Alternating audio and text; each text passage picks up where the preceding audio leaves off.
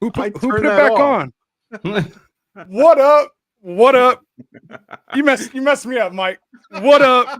What up? What up, world? Man, we are back. It's crazy. It's Friday. What up, Neanderthal? As you guys can see, we're all over, man. We got too many chiefs and not enough Indians, I guess. For those of you guys who don't know, I'm Anthony, aka Rasta. This is Get Right Fantasy Network. I'm here with my boy Classic Mike. What's up, Classic Mike? It's Friday.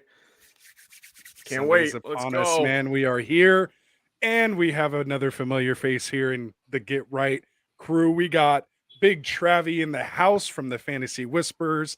Special guest, late addition to the slate, but we're happy to have him. So welcome, Travie, man. How's it going?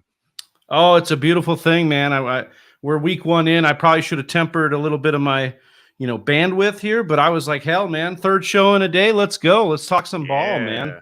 Lump them out, man. You're just on that, running on that show high, I guess you would say. That's right, yeah. So that's perfect, man. So we're happy to have you. You're always welcome here and Get Right.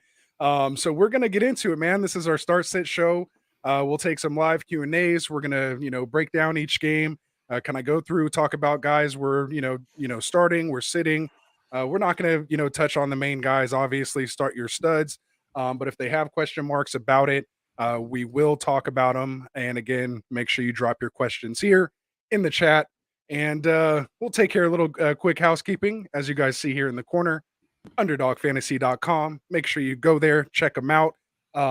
They're doing their new best ball resurrection right now, man.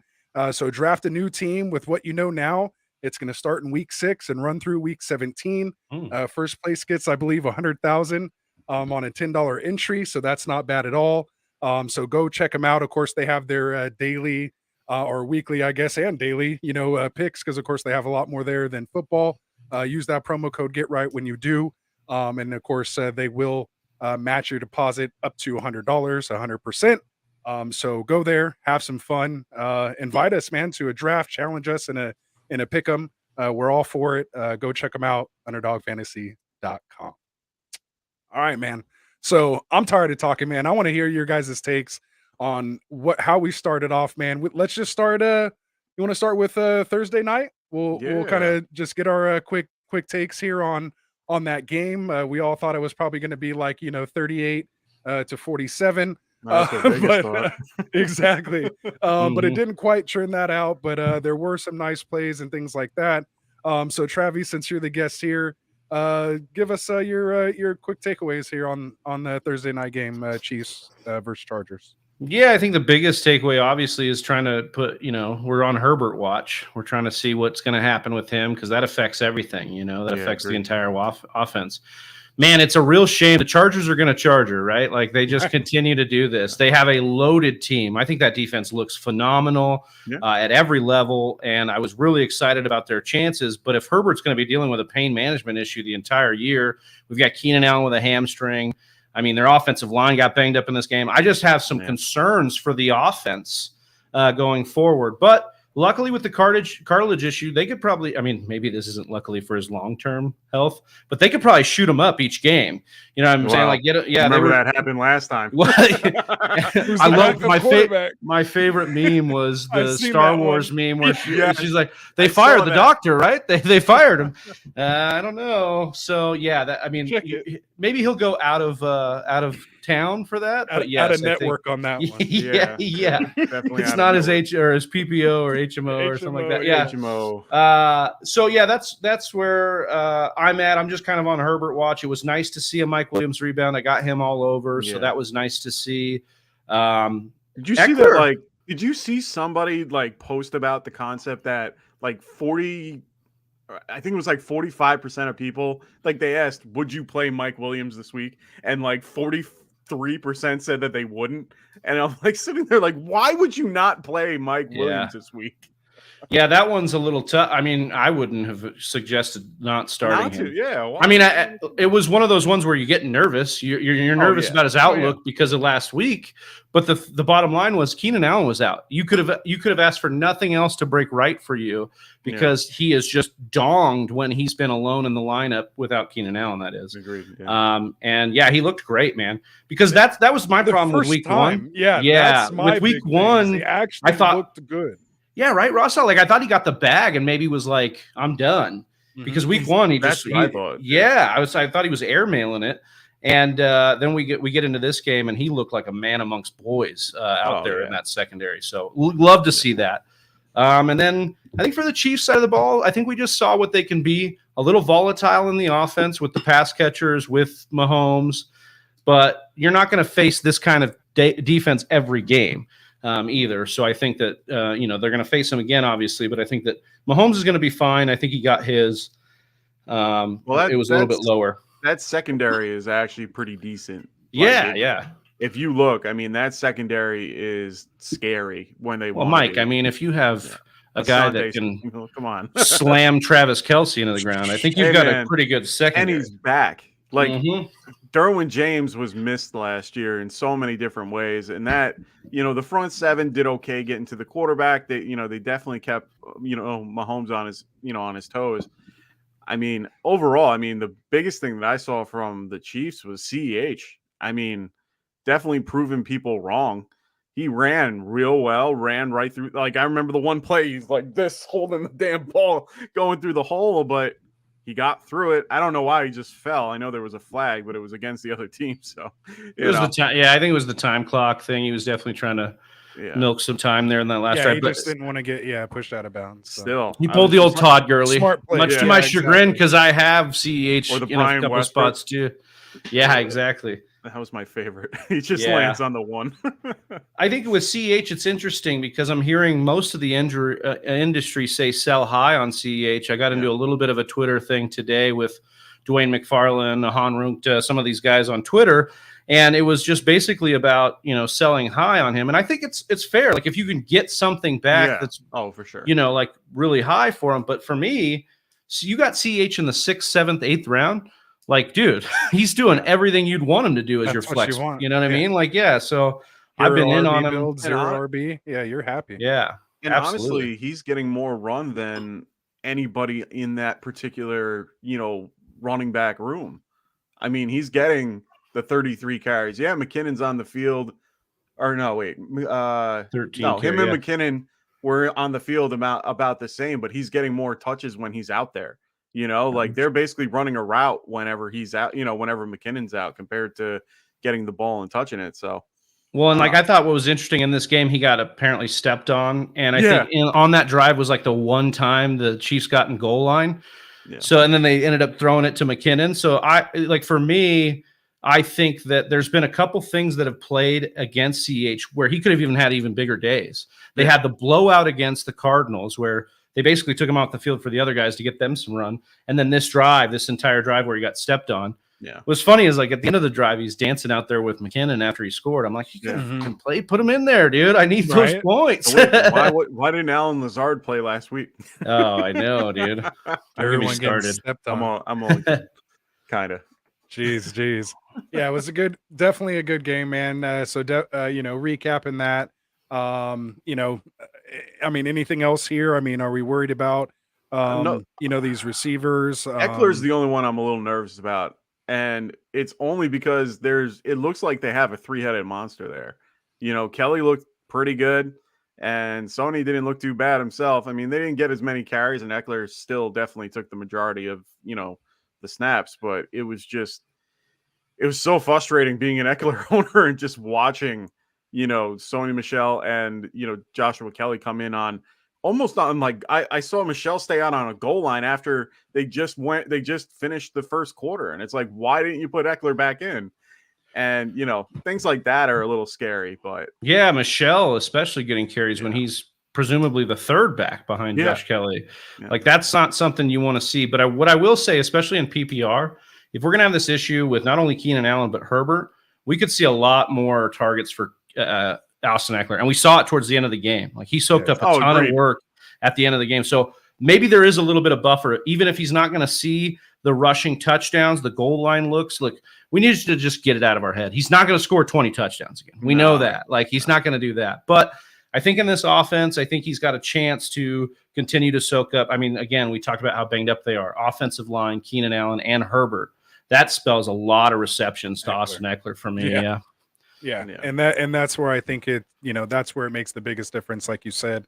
Especially over this time where he's going to be, potentially banged up, and, how many deep shots are you actually going to take?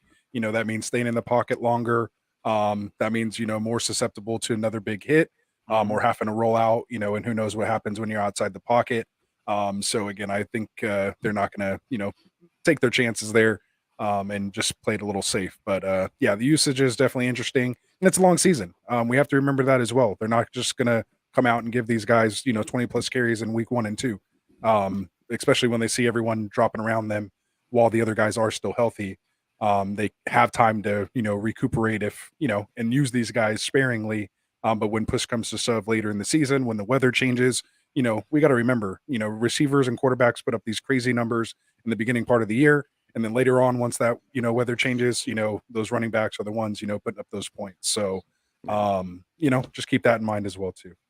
I'm gonna have to get actual analytics behind that. That's just more off of feel. Well, that's I feel that too. And if we can't really be that surprised, because Eckler told us on his podcast and all year long, he basically was saying, I don't want to run that much, especially on the grinder stuff. I want to get spelled more. That's why they went and drafted Isaiah Spiller, even if it hasn't worked out yet. They want to get somebody to take a little bit of the load off. My concern is that, not my concern. I'm actually bullish on Eckler going forward if the injury to Keenan Allen's going to linger, if the line's going to linger, if Herbert's going to linger, because I just think he'll have to be the focus, him and Mike Williams, of this offense to get them to continue to go where they want to go. Yeah, that's a fair point, especially in this division. You're going to have to put up points. So that's good there. Shout out to everybody in the chat here. We have a Neanderthal sighting. We got Donnie in the house. Shout out to Josh, Fabian, Evan. What's up, guys? Warrior Loft in here. Again, drop your questions. We're going to get to them. So just real quick, no big explanation. Fields or Wentz, you guys? Wentz. Really? Don't even have to think about it. Yeah, you're in. It's a nice game. It is shootout potential. I mean, it's Detroit. I'm not gonna try to tiptoe around it. I mean, it's Detroit. They looked fine. I like the team. Carson Wentz. I see a big game from the Packers on Sunday night. I mean, they always come out to play week 2, so they need it. That's for sure. Yeah, I guess I could go that way with you. I liked what I saw out of Fields in the rain. Yeah. I like the broken play. I like the big play hunting. He was going down the field a lot more, even in the rain. So I think Fields is still a bit of a stash, and I just think Wentz is a false summit, dude. We do this all the time with these guys. Week 1, they did throw a nice pace. They were very pass happy, which is nice. 313. I mean, he played well that game. And they have great receivers.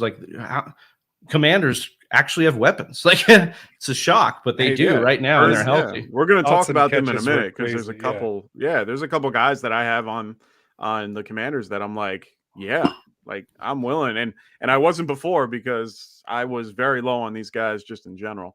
But if you need them for a week, why not? Exactly. All right, so we got Evan here saying, hope you guys season started off good. Same to you, Evan. So what do you all think about Edmonds and Tony for Amon-Ra St. Brown? No. Which side are you on? No. Keep Edmonds and Tony. Tony's going to be fine.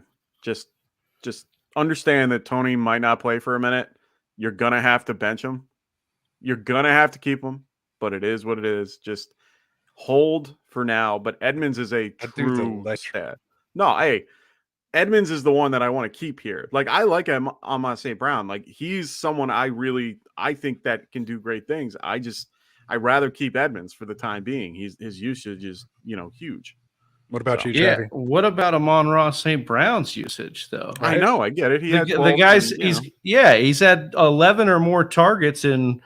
What is it? 6 of the last 8 games? 8 games, yeah. Yeah, man. I mean, we're talking about some really good usage. So all last year, right, we're like, oh, well, this is because Swift and Hawkinson are out of the lineup. And then we come into the first week of the season, And Goff tells us again. Remember when Goff said he reminded him of Cooper Kupp, and we all laughed. We all laughed at Goff, and we're still laughing a little bit. But Amon-Ra St. Brown has been balling, and I want him in my lineup. I would be definitely going for that. And I love Tony too. The upside is through the roof. I agree. That's my whole thing. There's a discipline angle that's coming out here that I can see, and I don't know if Tony's head's right. I don't know if it was right in Florida. I don't know if it's right now. And so I think we've got a situation where, look, I have Tony everywhere, but I would definitely still do this Amon-Ra St. Brown deal. Okay. There it is. All right. And Amon-Ra St. Brown finished as wide receiver 11 last week, 8 catches on 12 targets, 64 yards, and a touchdown. So not bad. I like every player in this trade, but I typically like the side that's getting the best player. And to me, that's Amon-Ra St. Brown right now. There it is. Bateman for Amon-Ra St. Brown straight up. Yeah, I would do that. I would do that. The Lions project to be a little bit more pass happy, right? I would think. Which is weird because I thought they were going to be more run heavy. Don't forget the whole Jameson Williams coming back, though. So that's true. Have to think ahead. I'm not really worried about that. Yeah, here's the thing, dude. When somebody shows you who you are, you believe them. And Amon-Ra has done it now, and I'm just continuing to trust that. And Bateman, man, Duvernay, Mark Andrews, they exist too. So we're making some of the same arguments for Bateman at a lesser level, yes, but that there's target competition as well. Yeah. All right. Well, keep the questions coming, guys. We're going to go through some games here. Tell you our start sits. We do our roster management on Wednesdays. So that's when we're talking trades, ad drops, what we're doing, rest of season outlook. Tonight, we will, of course, focus on the start sit, but we will take all types of questions in the chat. So keep them coming. And just for time concerns, let's at least get into this first game one time, and then we'll roll from there, man. So first game we're going to start off with here is going to be the Miami Dolphins at the Baltimore Ravens. We have the Ravens favored by 3.5 at home with a 44.5 point over under. So we'll start with you here, Mike. Who are some guys here on Baltimore that you're looking to start? Guys like, obviously we're starting Lamar and Andrews.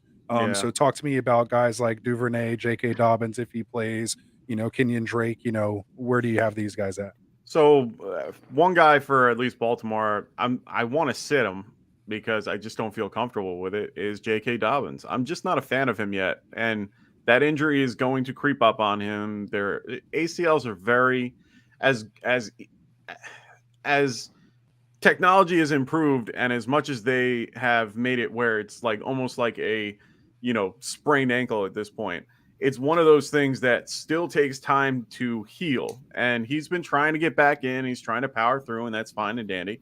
He's gonna have some type of it's gonna happen where we saw it with Chris Godwin, where he came back a tad too early, had a hamstring issue, and that's normal. That's a normal thing that happens. Hamstring issues and calf injuries, those are the two soft tissue injuries, because those are the two things you have to try to rehab. And sometimes the rehab, especially if you're going a little too fast, doesn't really help. So, for them to see if they want to, get let's just say they want to give him 15 carries, which honestly, last week they only had 15 carries by the running back plus 6 by Lamar. If you're trying to get him 15 carries in this game, I just don't see him being productive as you think he might be.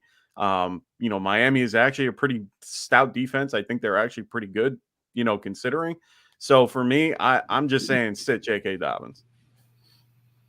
All right. So what about Duvernay or Travi? I'll break it to you. What are your feelings on Duvernay?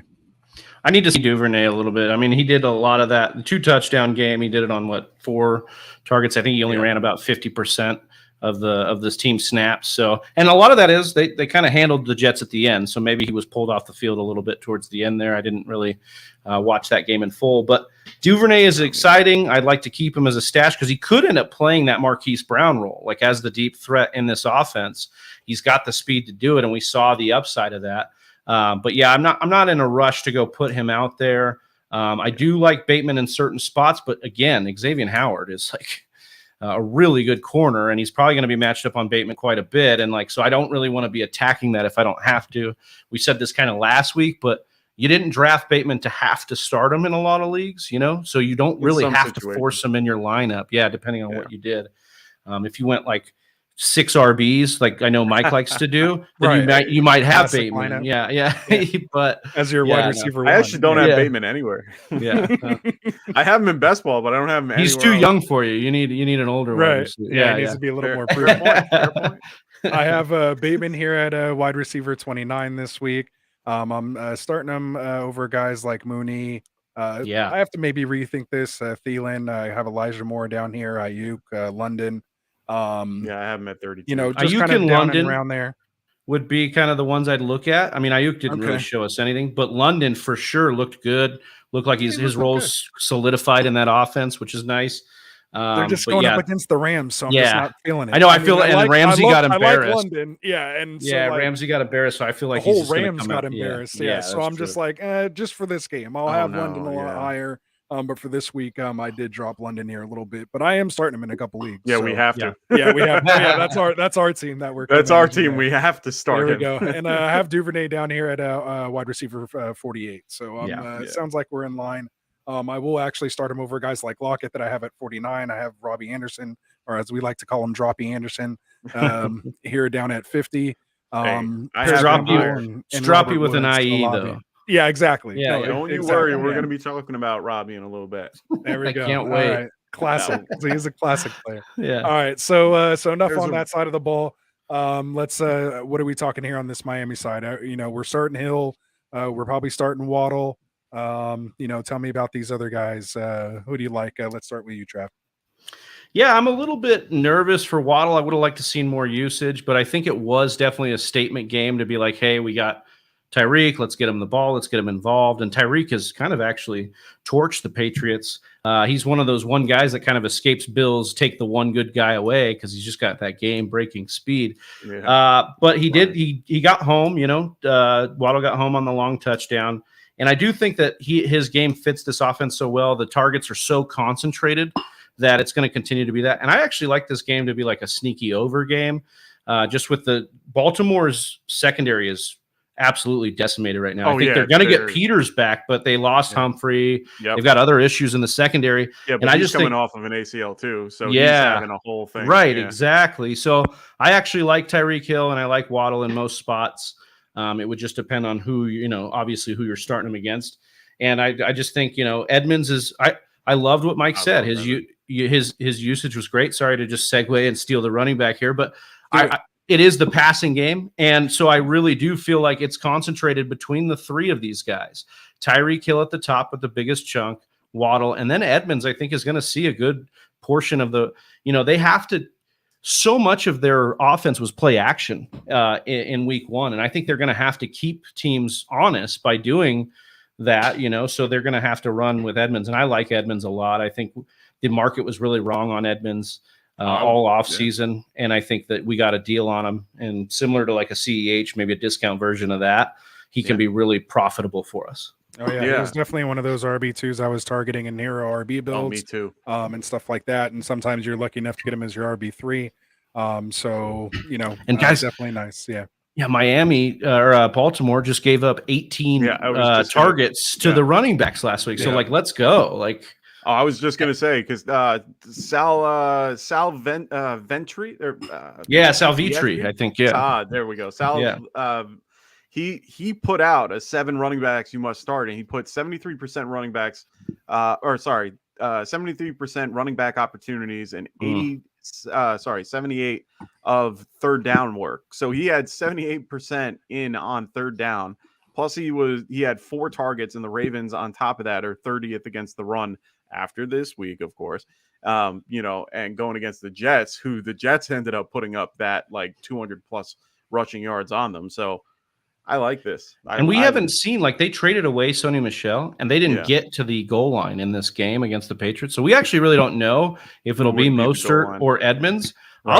I'll take the gamble. Go get Edmonds right now. He had a bit of a down game in the box score, but great usage. Go buy him low right now. And then I think if he ends up being the fucking goal line back, dude, oh my God, we could be really sitting pretty with Edmonds. They could use let me see. Yeah, they used Mostert mostly and Chase Edmonds. They didn't really use anybody else, which they did use Alec Ingold, who's their fullback. So I can see that happening at one point. And they'll probably get creative. You'll see a lot of touch stuff to Tyreek, and some other shit too. But I definitely think that he's worth the buy right now, just on pure upside alone. Oh, I agree. There it is. And just quickly on Tua. I mean, you're starting him in, super flex leagues, QB2. You probably have better options in 1 QB leagues, correct? Or I mean, this is where I'll go with the Wentz situation, especially in even in Superflex. I'd be picking up, if I had Tua as my second quarterback in Superflex and Wentz was on the waiver, I would have been picking up Wentz here in this situation, because I think Tua did not look like they are going to try to push the ball down the field a lot, which is smart, because it doesn't look like that's what his game's going to be. And I think it's going to be a lot of short crossing stuff that he's going to compile maybe quite a bit. I mean, 270 yards. But again, I just think the upside for Tua is very limited in the style of offense they're going to play. Yeah, they want him to be Jimmy G, right? That's what they want him to be. So was Jimmy G a guy you were slamming in your lineup? No. So I think that's what you're looking for. And it's crazy. He put up 14 points in fantasy and yet had a 104 passer rating.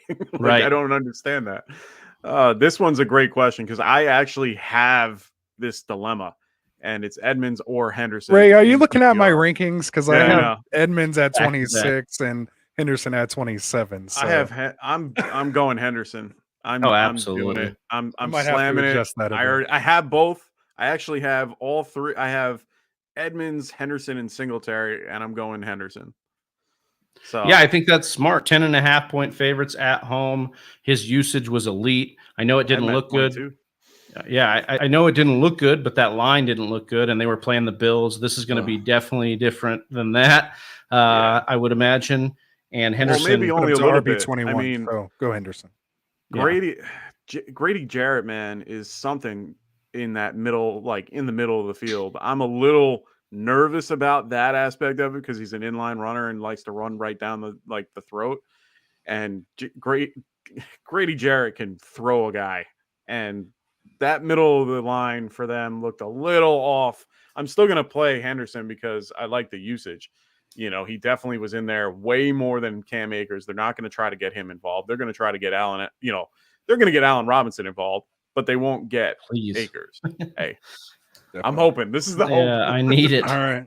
Well, I'm gonna have to cut you guys off just a little bit, because we've gone through one game and we're on that 4-hour pace, which I'm fine with, but I'm sure you guys probably have some other things to do there, closer to the sun rising than I am here in California. So I'm the only one that's in that boat. You guys are both West Coast. I didn't know you're West Coast here. I'm not on a coast. I'm in the mountains. You're in the middle, but it doesn't matter. You're still on West Coast time. See, this is how these East Coasters are. They're the only ones that matter. They just stop. It's gonna be 12 o'clock in 10 minutes. Jeez.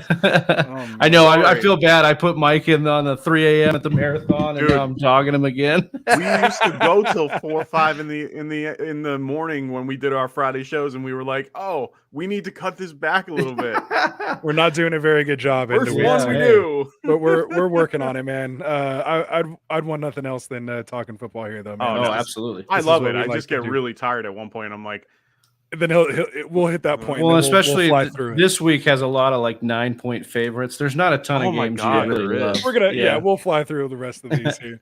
So Neanderthal's asking Droppy Anderson or Elijah Moose. Droppy. Elijah Moore. All right, he's going Droppy. Where are you going? I'd go more. I'd still go more here. I think I'm going more too. And then let's see. We got Ray saying Mountain's best. So you got somebody in there with you. Shout out to Donnie. What's up, Donnie? What up, Donnie? What side is the best? There it is. This is a good question. All right. Rob or Edmund? Since it's still related with this last game before we close it off. So A-Rob or Edmonds PPR, assuming that's in your flex. Where are you guys going? No explanation, just I'm going A-Rob, man. I'm in on the bounce back. Let's go. I am too. But I'm going to go Edmonds. All right. 2 to 1 the other way. If you're playing me, go with Classic Mike. If you're playing me with that decision, go with Classic Mike. All right. So we'll move on here. Let's we're sitting Mike Gesicki, right? That's the only other. Yeah, I said second. Yeah, you could probably drop right, Mike. Just drop him, right? Yeah, there we go. Unfortunately. Oh, there it is. I like it. I like to hear it. All right, so let's move on. Me and Next Johnny are game. crying in the corner. Yeah, Yes, you guys down bad. Sucking your thumbs. He was late round. You pick him back up later if you. Not these guys. They were drafting him in like the 10th. I know they loved him. Yeah. That was their guy. Like, you're crazy. Like he's going undrafted. Just pick him up on waivers yeah. if you like him that much. All right. Anyway, we digress. So we got New York Jets at the Cleveland Browns. We have the Browns here favored by 6.5. 39.5 point over under. So let's see. Travi, you want to take the Jets? Yeah, I'll take the Jets. I think we're just seeing a little bit of the usage here with the backs be a little bit murky right now. I love to see 9 targets to Breece Hall, which is weird. You know, when you came into the year, you probably thought Breece Hall would be the grinder and Carter would be the pass catcher, but Breece Hall ends up being the pass catcher. We like Michael Carter between the tackles. He's obviously a good pass catcher in his own right. That's a lot of what he did at North Carolina. He dropped a touchdown in that game last week. I like both of the backs in most spots. I like Carter a little bit more. I think he's going to get more volume. They want it to start that way. But Breece Hall's a hold, and you didn't draft him thinking he was going to have the role week 1. And if you did, you were a little bit blind on that. And then, the rest is pretty much Elijah Moore. I don't really want to touch a lot else. Yeah, in the pass. Yeah, in the passing game, I'm stashing Wilson. I liked his usage. I liked the way he was getting out there, and that was nice to see. And his route running looked. I mean, there were some. He just beat the crap out of some people in the route running, so that's good. But other than that, yeah, I think it's mostly the running backs in this game for the Jets. All right. Any Tyler Conklin on this one, or? See, there was a question about Conklin here. He was asking for a deep 20-man dynasty league. Oh, well done. Is a little much, but do I keep Conklin or drop him for Granson? I just put Granson up in one of my dynasty leagues this week. So I liked his usage. I like how he looked out there. So ran more routes than Mo Alley Cox. Yeah, and they're gonna be down a few guys, if not all of them. With Pittman showing up, I think Pittman will play, but I think Pittman's gonna be hurt playing. And but to me, it's like Granson's coming in, and I'd rather have the guy coming in versus Conklin kind of going out. I mean, they did especially in dynasty. Yeah, well, if you're gonna go dynasty, and it's dynasty, so like let me get the younger kid. That has a much better line and is there. So do it. Why not? Go ahead, make a move, shake things up, Donnie. All right. So anything else on this Jet side? We're pretty much wrapped up there. Mike, you want to take the Browns? Yeah, no, I'll take the Browns. I mean, I'm definitely, one guy I'm looking to start possibly is Donovan Peoples-Jones. I mean, he was the clear number 1. I mean, he was the clear number 1 versus Carolina, 6 receptions off 11 targets and 60 yards. Cooper truthers out there. Hey man, I was a big Cooper guy, and honestly, I'm talking to you specifically. That's fine. I like classic Mike Dude all over it. Yeah. Well, hey, you know what? That's fine. I'll take I'll eat it. But you know what? At the end of the day, it might revert back to Cooper. I mean, Peoples-Jones is not a bad player at all. They were playing the Panthers, which have a decent secondary in some circles. But at the same time, I mean, Peoples-Jones had the 11 targets for 6. I mean, he was out on the field more than Cooper, which I found very odd, just because of their skill sets. I think Cooper is way better. But they were running the ball like always. We had Kareem Hunt have a game of, a 2-touchdown game. Nick Chubb running for 124 yards, if memory serves me right. No, 141. Jesus. And, just running all over. I think it's just going to be the same thing as last time. I mean, this is going to be the exact same game. The only difference, the only guy that I would probably sit is David Njoku. I mean, David Njoku was in more as a blocker, if anything. And actually, the person that got more run was Harrison Bryant. So for me, Harrison Bryant is probably the better play here if you're looking for a tight end, which I know seems odd because they just gave Njoku like a ridiculous amount of money. So I don't understand, but that's what you have to go with. So and I agree, man. I mean, I don't know if I'm there starting Donovan Peoples-Jones yet. I do have him down here. I don't think I'm gonna move him up a bit, but I mean, I'm not like starting him over a bunch of guys. So I mean, you'd have to be in a deeper league to really get in there. But I mean, you can hold them. Yeah. I mean, I have him at 31. I have him at 62. So we obviously are different on this guy a little bit. I bit. moved him up because of his usage. I mean, he's definitely getting used way more than I thought he would. And on top of that, I'd rather play him over a guy like, I would play him over Robbie Anderson. Even though I like Robbie Anderson this week, I'd play him over him. Yeah. I'd play him over Darnell Mooney, which I know is weird, but I would. That's crazy. Yeah. Anyway, I can't do it. You got the love, man. Well, hey, that's good. I like to see it. We're definitely starting Chubb. We're starting, Hunt. Obviously, I still hate the weird usage they have. Like Chubb gets all the work in between the 20s, and then they bring Kareem Hunt in. Anything within the 20, and he's there, and he scores like every time. Oh, don't even get me started. So it's do not get me started. I have Chubb everywhere, and it's whoa. We're gonna have to take that soundbite. Hey, Donnie, help us out, brother. Oh my god!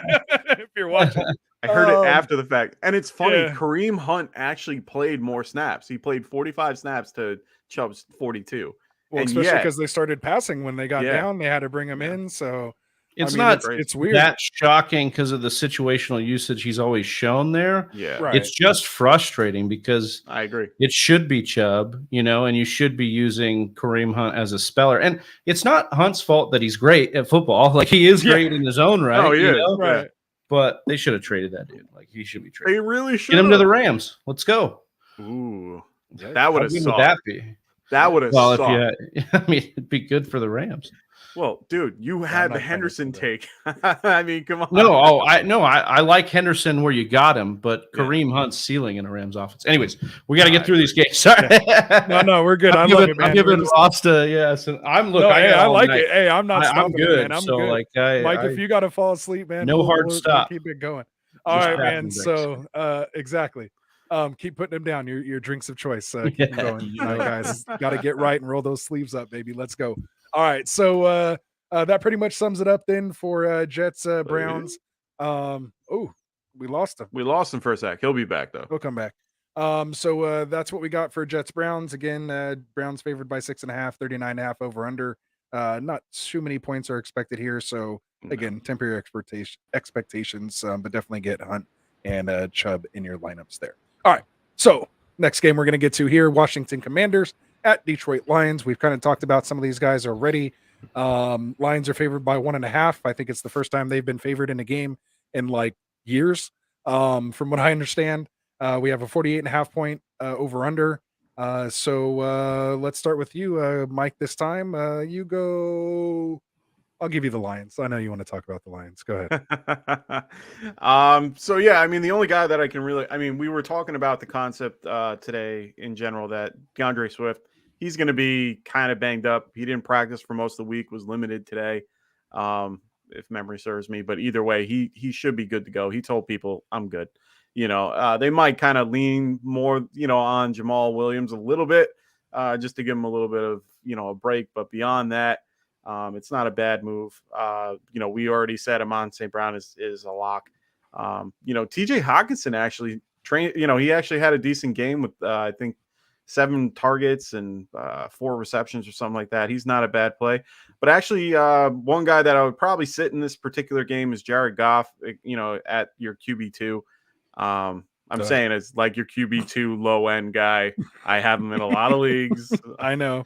I love him to death, but I would probably sit him week 2. Let's go. Yeah, I'll probably sit him. They're gonna be a little more. They might be a little more run heavy, and their center. They have their Pro Bowl center out. So just a little nervous about that. There it is. How do you feel about DJ Chark? That's a name I didn't hear in there. Oh, I love DJ Chark, but I don't know how much I love him in this particular game. All right, so you're sitting him this game? Yeah, probably. After a touchdown last week. All right. Why not? Anything you want to add to that, Travi? And then we'll turn it over to you for the Washington side.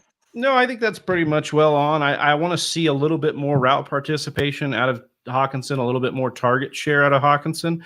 But yeah, he was able to kind of salvage his day last week. This has another potential to be a shootout, though. I don't want to trust Goff. I like what you're saying there about Goff, but I do think that this could be a sneaky over, just because it's going to be on that turf. It's going to be 2 teams that are pretty aggressive on offense and shaky on defense. So I actually like this to hit the over. But on the Washington side, there's just so many things I want to see I just want to see consistency out of Carson Wentz. If we see that, then this offense can be very dangerous because it's kind of all the things that Carson Wentz likes. It's got a back you can dump down to in both Gibson and McKissick. It's got a slot receiver, which was actually our guy Curtis Samuel in this game that was working a lot out of the slot. And he gone. I mean, we know Wentz loves the slot, and he did it in week 1, 11 targets to Curtis Samuel. So I really love Curtis Samuel. He was one of my top waiver ads this week. Yep. Nicknamed him in Sleeper Lil Debo because I think the way they were kind of using the rushing. Debo, yeah, exactly. And we know this coaching staff loves him. He's coming off a payment from them a couple years ago. He just hasn't been healthy. So I'm in on Samuel. McLaurin is interesting because we have never seen McLaurin have this kind of target competition. Now, luckily for McLaurin, he gets down the field very well, and that's what Wentz loves with those YOLO balls. But Dotson showed a little bit of that too. And so we have a situation here that I'm interested to see. You're obviously starting McLaurin. I think Dotson is interesting in desperation flex, maybe multiple flex plays. But I definitely like Samuel more than Dotson as a waiver pickup, and I like him more consistently throughout the week, especially in PPR. So I'll give you a quick question. Perfect. In pick one flex, What's up, Patrick?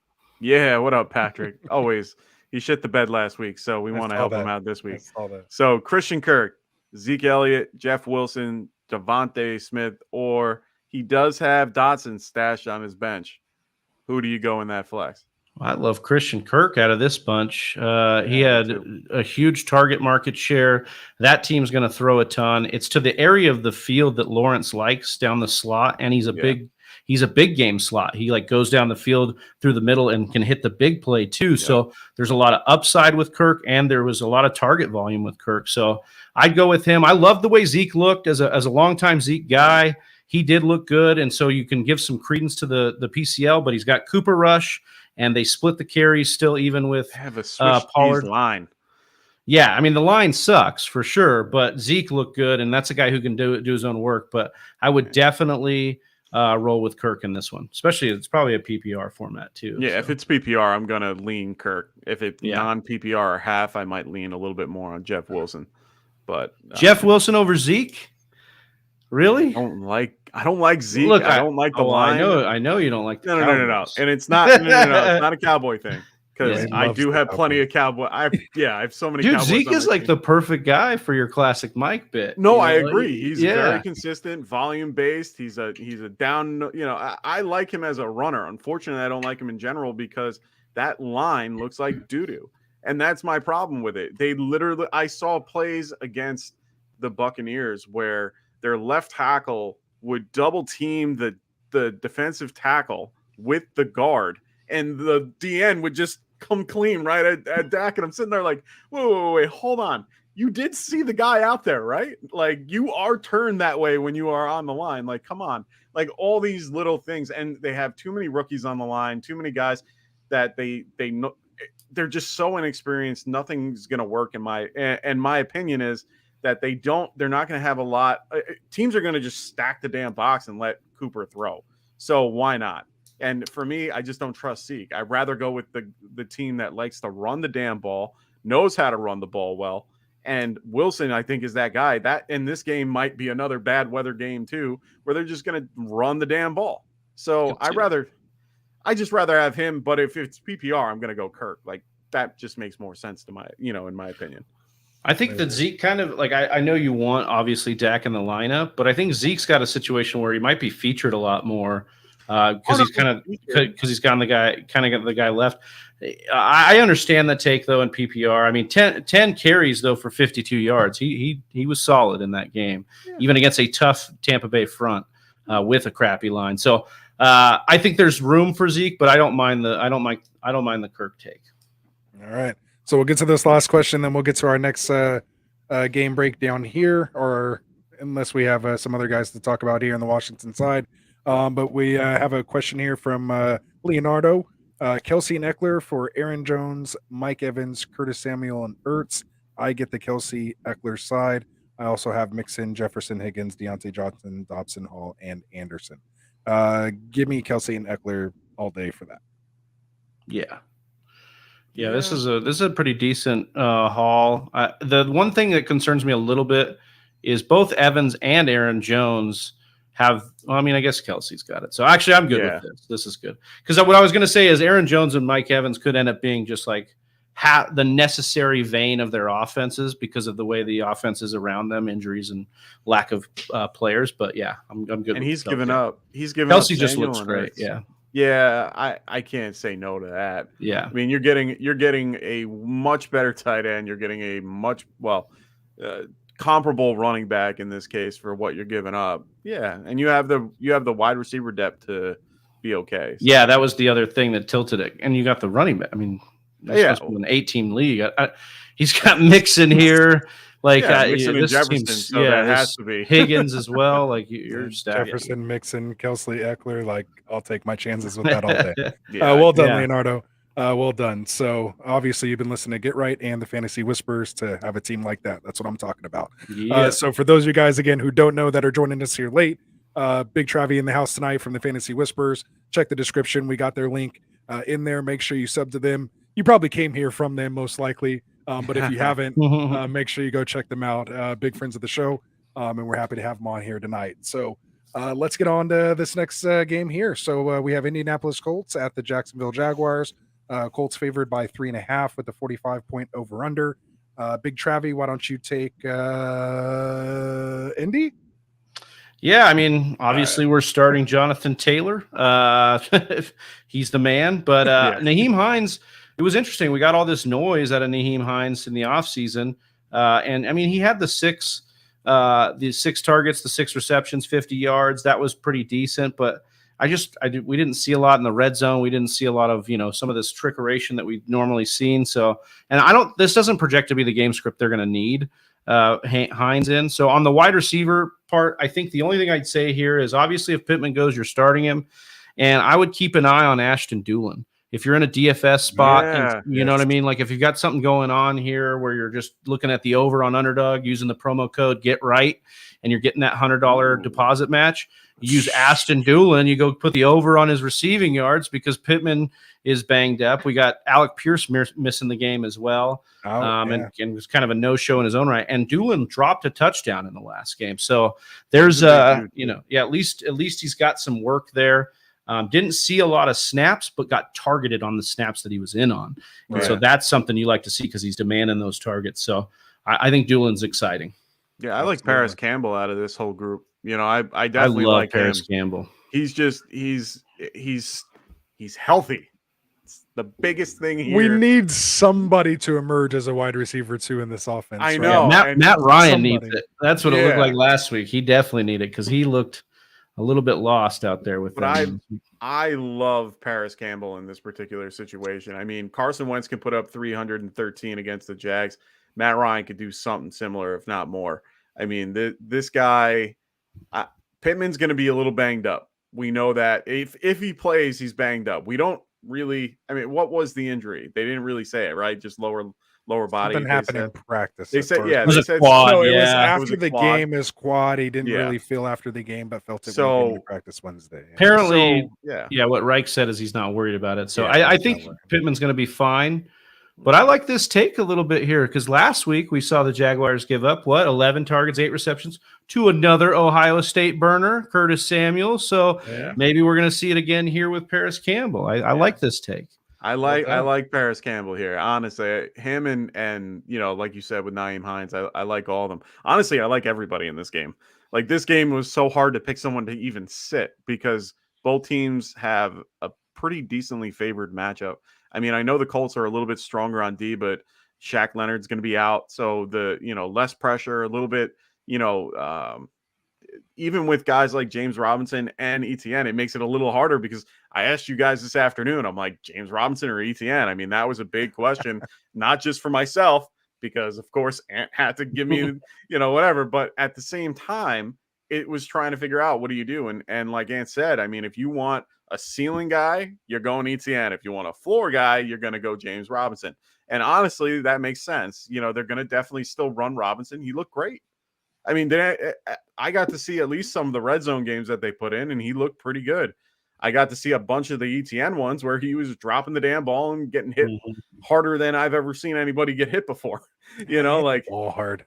Hit him hard. He didn't hit him hard. He hit the ball hard. It doesn't matter. Tackled He the ball. did. No, that was a hard hit, dude. That was a hard hit. The guy got knocked back hard. It looked good for TV. Yeah. No, so that's good. So he lost like 6 yards. No, he lost what, like 8 yards on that thing? Something like that. Because did they even call it a fumble? Anyway. No, they call it was a fumble. It wasn't a fumble lost, but it went. It's a loss of yardage, right? Because it went out of bounds at a certain point. I think it went back like 8 yards, but from the line of scrimmage, it was like 6. So people ended up losing out in certain situations. So yeah, that's a tough one there. All right, so that's the Indianapolis side. Let's get on to the Jacksonville side. We kind of talked about a couple of the guys. We've talked about Christian Kirk. Are we starting Zay Jones? Are we starting Trevor Lawrence? Where do you have these two guys at specifically? Ooh. Let me see. They're both high-end QB2s. I have Trevor Lawrence at 20. I have,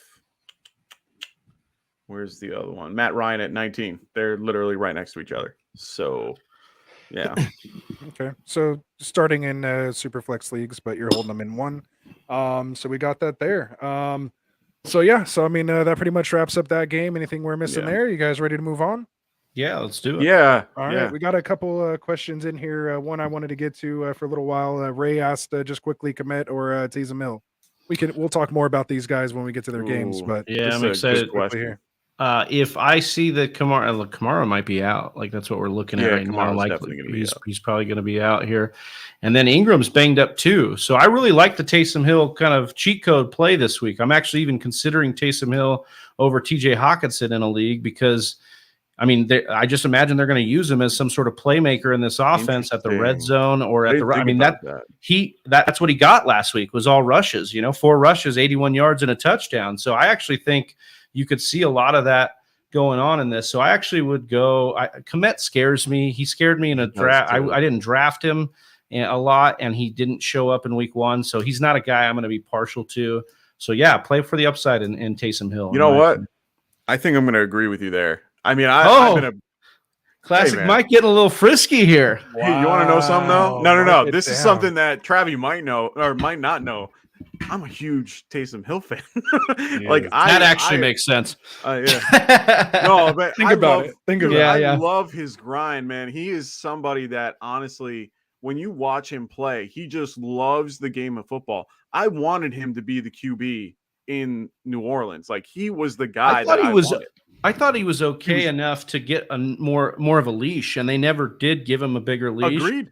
So I feel that he probably never was. I think they know. I mean, they've known about. They were the team that invested in him. They've seen him the most. They know. Well, the Packers, I think, drafted. Oh yeah, you're right. Yeah, but I think the Packers drafted. Yeah, they grabbed him. They believed in him.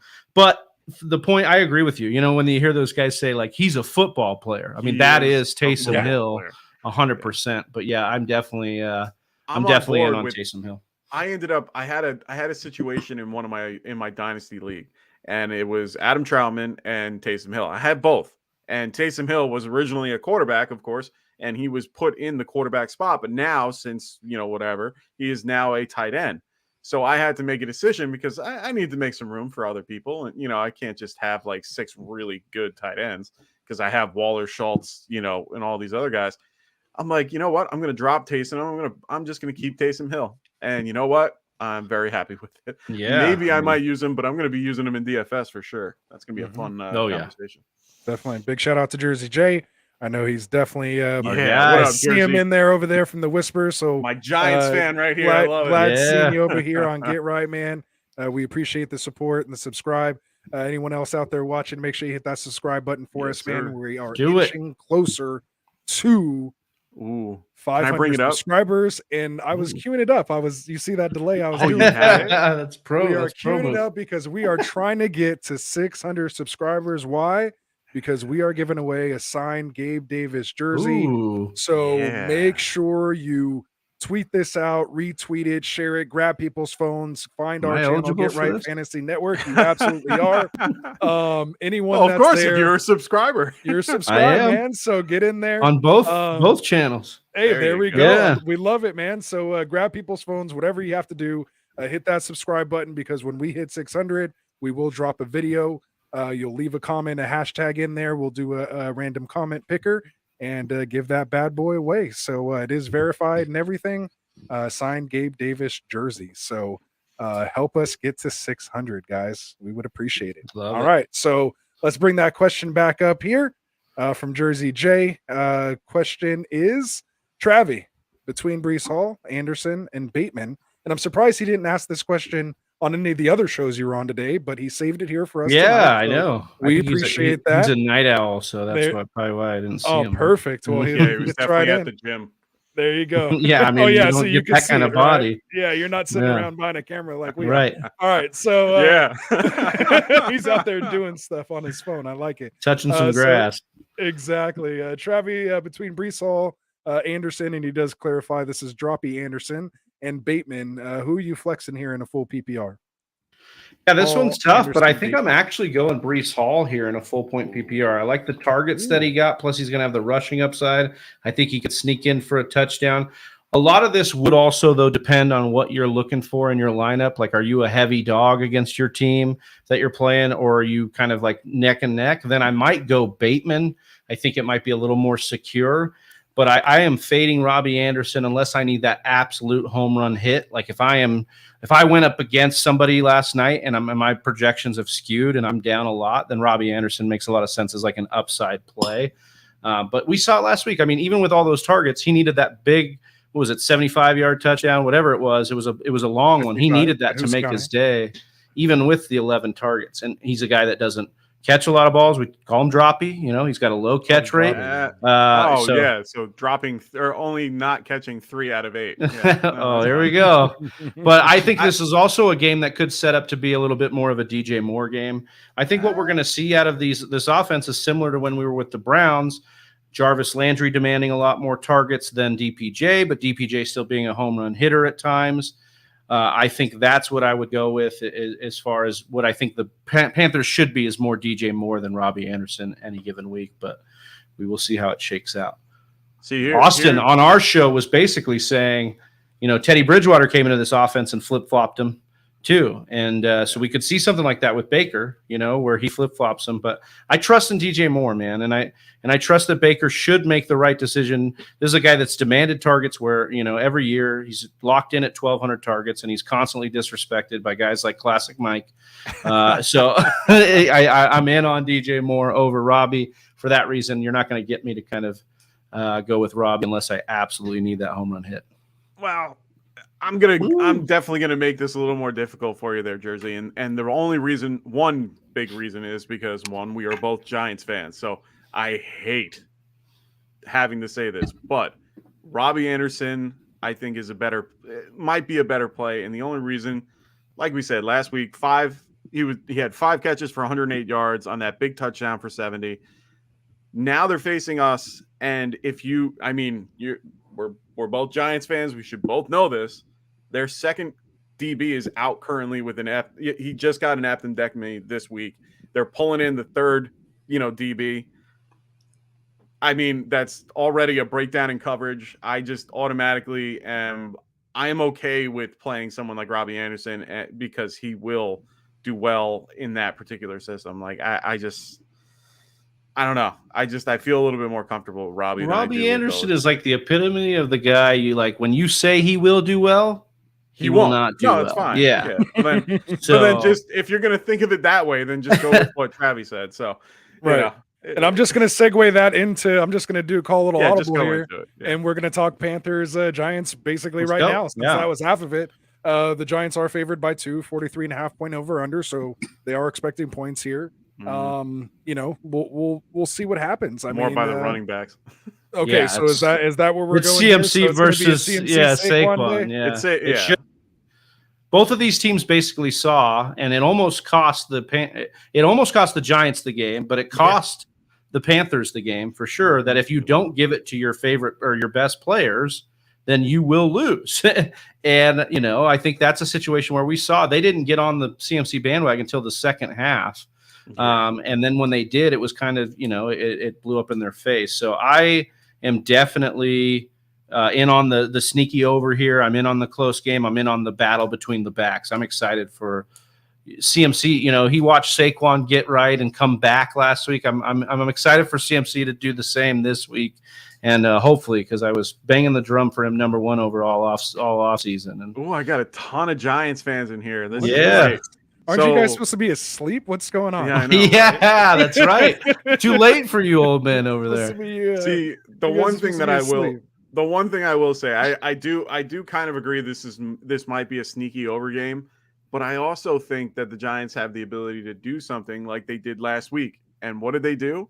They ended up stopping Derrick Henry for 82 yards, which for Derrick Henry is, you know, a light day. Yeah. And they ended up holding him. But I know he's not the exact same type of runner, but they did really bad against Dontrell Hilliard. So you're right. Yeah, that was going to be my counterpoint, Mike, is that when they got Hilliard, I mean, and on low snaps even, they got Hilliard out there in space. And that screwed him up. They don't have the linebackers. Yeah, you got to get CMC on the linebackers, because then he can make a heyday. What I liked out of the Panthers last week is you saw him be aggressive in the passing game. They got Baker and they were aggressive.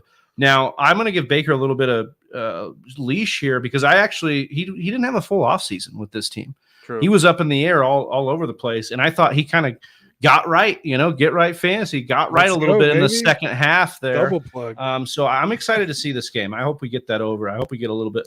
Let's get some more Kadarius Toney, Mike. Yeah, please. You want to know something? I hope so, but unfortunately, I don't see it happening. I mean, they said he looked great in practice. They said that he looked fine. He did the fist bump. Did you see the fist bump? No, I didn't get to see that. Dable went up to him at practice today. It was all over Twitter, and I was just, this is fantasy. We get excited about this shit. But Dable goes, "Are you good?" And he goes, "Yeah." And he fist bumped him. So first of all, Olive Branch, maybe, are these guys good now? Can I get some more snaps? I thought it was punishment, but it is what it is, man. I think it was mostly because of the concept that he wasn't around for a lot of the preseason. He wasn't around for a lot of the things going on because he was hurt.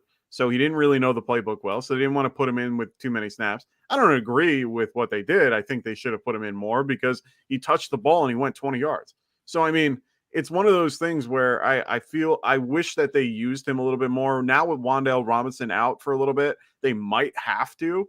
They have no other choice. And, Sterling Shepard did great. It was great to see him coming back from this, from the Achilles injury. He looked fantastic. He really did, compared to someone like Kenny Golladay, who was literally just standing there like a freaking statue and annoyed the crap out of me. But he was blocking. That was the good thing. He was at least blocking compared to what he did in the preseason. Yeah, I mean, if he wants to keep that contract and on the books, then he needs to start blocking for Saquon. And that's the whole point. Right? Yeah, at the very least. So for me, I do like Kadarius Toney, and he's definitely someone you shouldn't be dropping. And if you do, I will pick him up. So please drop him. As far as this week, we're not starting any Giants receivers, to be clear. No, maybe I can't. Maybe Shepard in like a really deep league. Yeah, like in our listener league, it's a four flex PPR. So I've got Shepard in on that one for sure. Yeah, that's a 16 team 4 flex. Yeah, 4 flex. So it's like it's definitely weird, but I think he was his day was all made on that big play. He only 71 yards. Yeah, 71. But you like to see that after the Achilles. I mean, if he can beat a defense on an Achilles off of an Achilles injury, man, him and Emmanuel Sanders coming back from Achilles looking good. So hopefully that keeps up. There it is. All right. So we talked about that. Daniel Jones, obviously, we're not really starting in 1 QB leagues. No, he's pretty much a QB3 and super flex as well, ideally. On the other side of the ball, anything else really to talk about? We talked about Baker. The one thing we didn't mention is Anderson, DJ Moore. Well, we didn't mention the concept that Richie James had 6 targets or he had 6 targets for 5 receptions in this damn game. So can I tell you guys something about that game? So in Richie James, so my girlfriend comes in to the room for the first time on Sunday, and I'm watching the Giants on Red Zone, and it's like Richie James, and I'm just like, who the fuck is Richie James? Oh, he's from the Niners, man. And I remembered that, but my girlfriend's like. She was cracking up at me, like laughing about some guy. I was like, I'm like, get Kadarius Toney on the field. Like, what are we doing here? Man, and I started Kadarius Toney over Mike Thomas 10 minutes before start. I panicked. Oh no! And I still won. But oh Lord, thank God you still won. That's what I mean. It was just one of those things. You got to get you got to get feisty every once in a while. Yeah. I had Mahomes there to cover up that mistake, so we were good. God bless. Anyway, all right, so we'll move it on here unless you guys have anything else for this Panthers-Giants game. I saw the stat and I'm like, oh yeah, that guy, Richie James, the guy that got the second most, the most targets as a wide receiver on the Giants. Yeah, I think he ran the most routes, ran the most snaps. Like, yeah, Richie James, wide receiver one for the Giants. Please there it is. Stop this. Please, please. Please don't Richie do it James. again. Spare me, please. Free Richie James. All right, so we'll move it on here, man. We're definitely on that 4-hour pace, but I love it. So we got Tampa Bay Buccaneers at the New Orleans Saints. Bucks are favored by 2.5. I think I said Bucks, but it sounded like Bunks or Bunks. Bucks. Either way. I heard Bucks. Okay, good. Well, they're favored by 2.5, man. We have a 44.5 point over under. We kind of talked about it a little bit earlier. But probably one of the most kind of question marks here in this game. Obviously, Godwin's sitting. Talked about I have Brady all the way down at QB 13. What are we doing with Evans in this Marshawn Lattimore matchup where he's pretty much shut him down their last, 3-4 matchups? And, Fournette seems like a play to me. So who wants Tampa Bay? Which one of you guys want? I'll do it. I'll take ahead. Russell Gage here.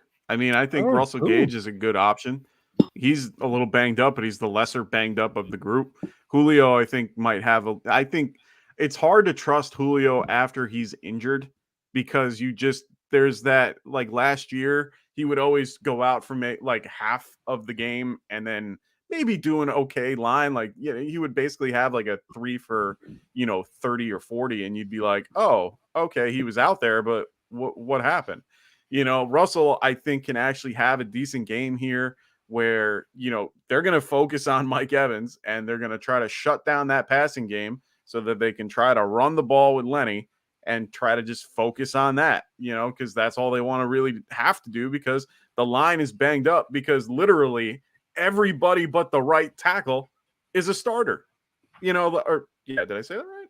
No, the opposite, but we know the opposite. Sorry. The only person that's starting is the right tackle. He's the only guy that's actually been there and actually done it. Everyone else has kind of just been like, fill-ins, for these Pro Bowl guys that they had for the last few years. So for me, it's hard. Like I'm going to play Leonard Fournette because I have no choice. Like, you drafted him to be that guy. Okay, fine.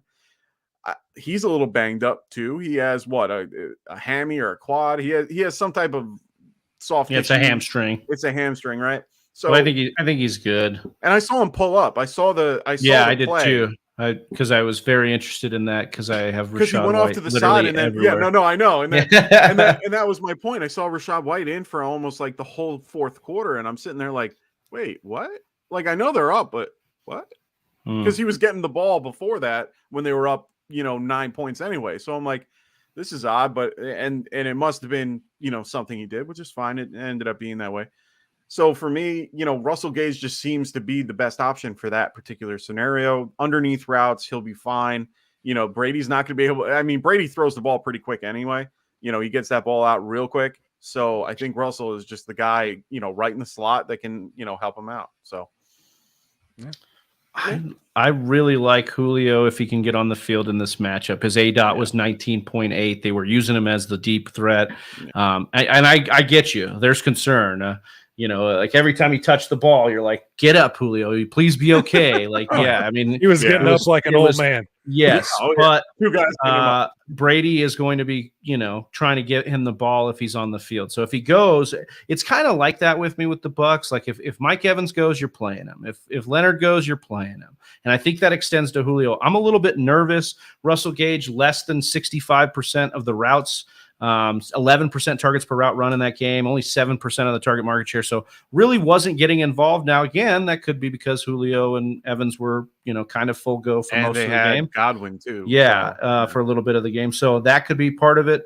I loved Gage all offseason until they got the Julio deal done. Then he got a little banged up. And so it just kind of, it got sour. I don't want to try and go back to the well until I see some good usage first.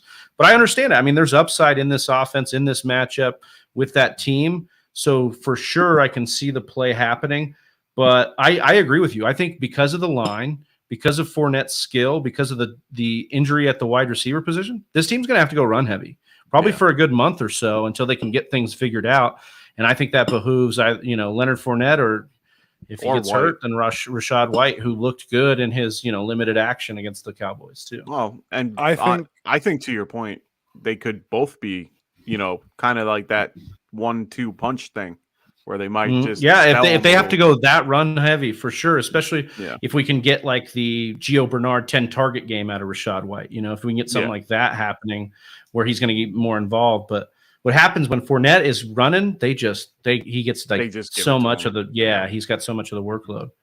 Well, I think they'll use that short passing game to the running back as an extension of the running game, just to not be so predictable and James White. Give some legitimacy to that, defensive line, so they can't just full out sell out on the run, or pin their ears back on the pass. So I, think there's definitely some upside at this running back position.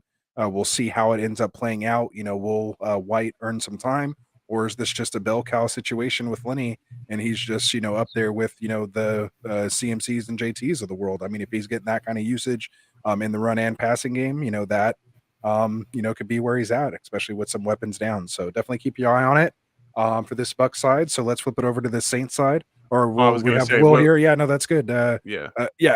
I expect Mike Evans to just live on the injury report. I expect him to be questionable every single game of the season.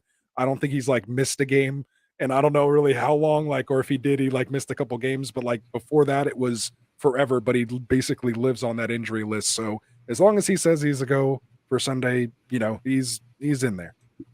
Yeah, I agree. And Jersey, have a good night, brother. Later, Jay. Peace out, brother. Appreciate you coming by. And again, like and subscribe. If you're already subscribed, hit that like button for us. It's just as good as subscribe. So we'd appreciate that. And again, we are giving away that signed Gabe Davis jersey. Let's go. Subscribers. So let's get that number counting, man. Let's get there sooner than later, because we got more jerseys to give away after that for other milestones. Yes, so let's let's keep it going here.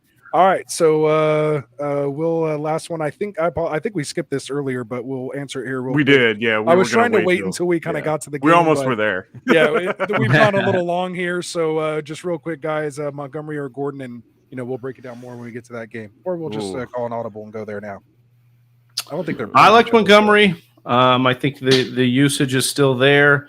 Melvin Gordon, kind of all over the place, and what I really wanted to see out of Gordon was him to be used in the passing game, and it ended up being Javonte Williams. Not that I wanted to see that, but that would have made Gordon a little bit more valuable. So I think, so I think that's a situation where it's too messy for me. And Montgomery, yes, Herbert saw more work in this game, but it was later on in the game.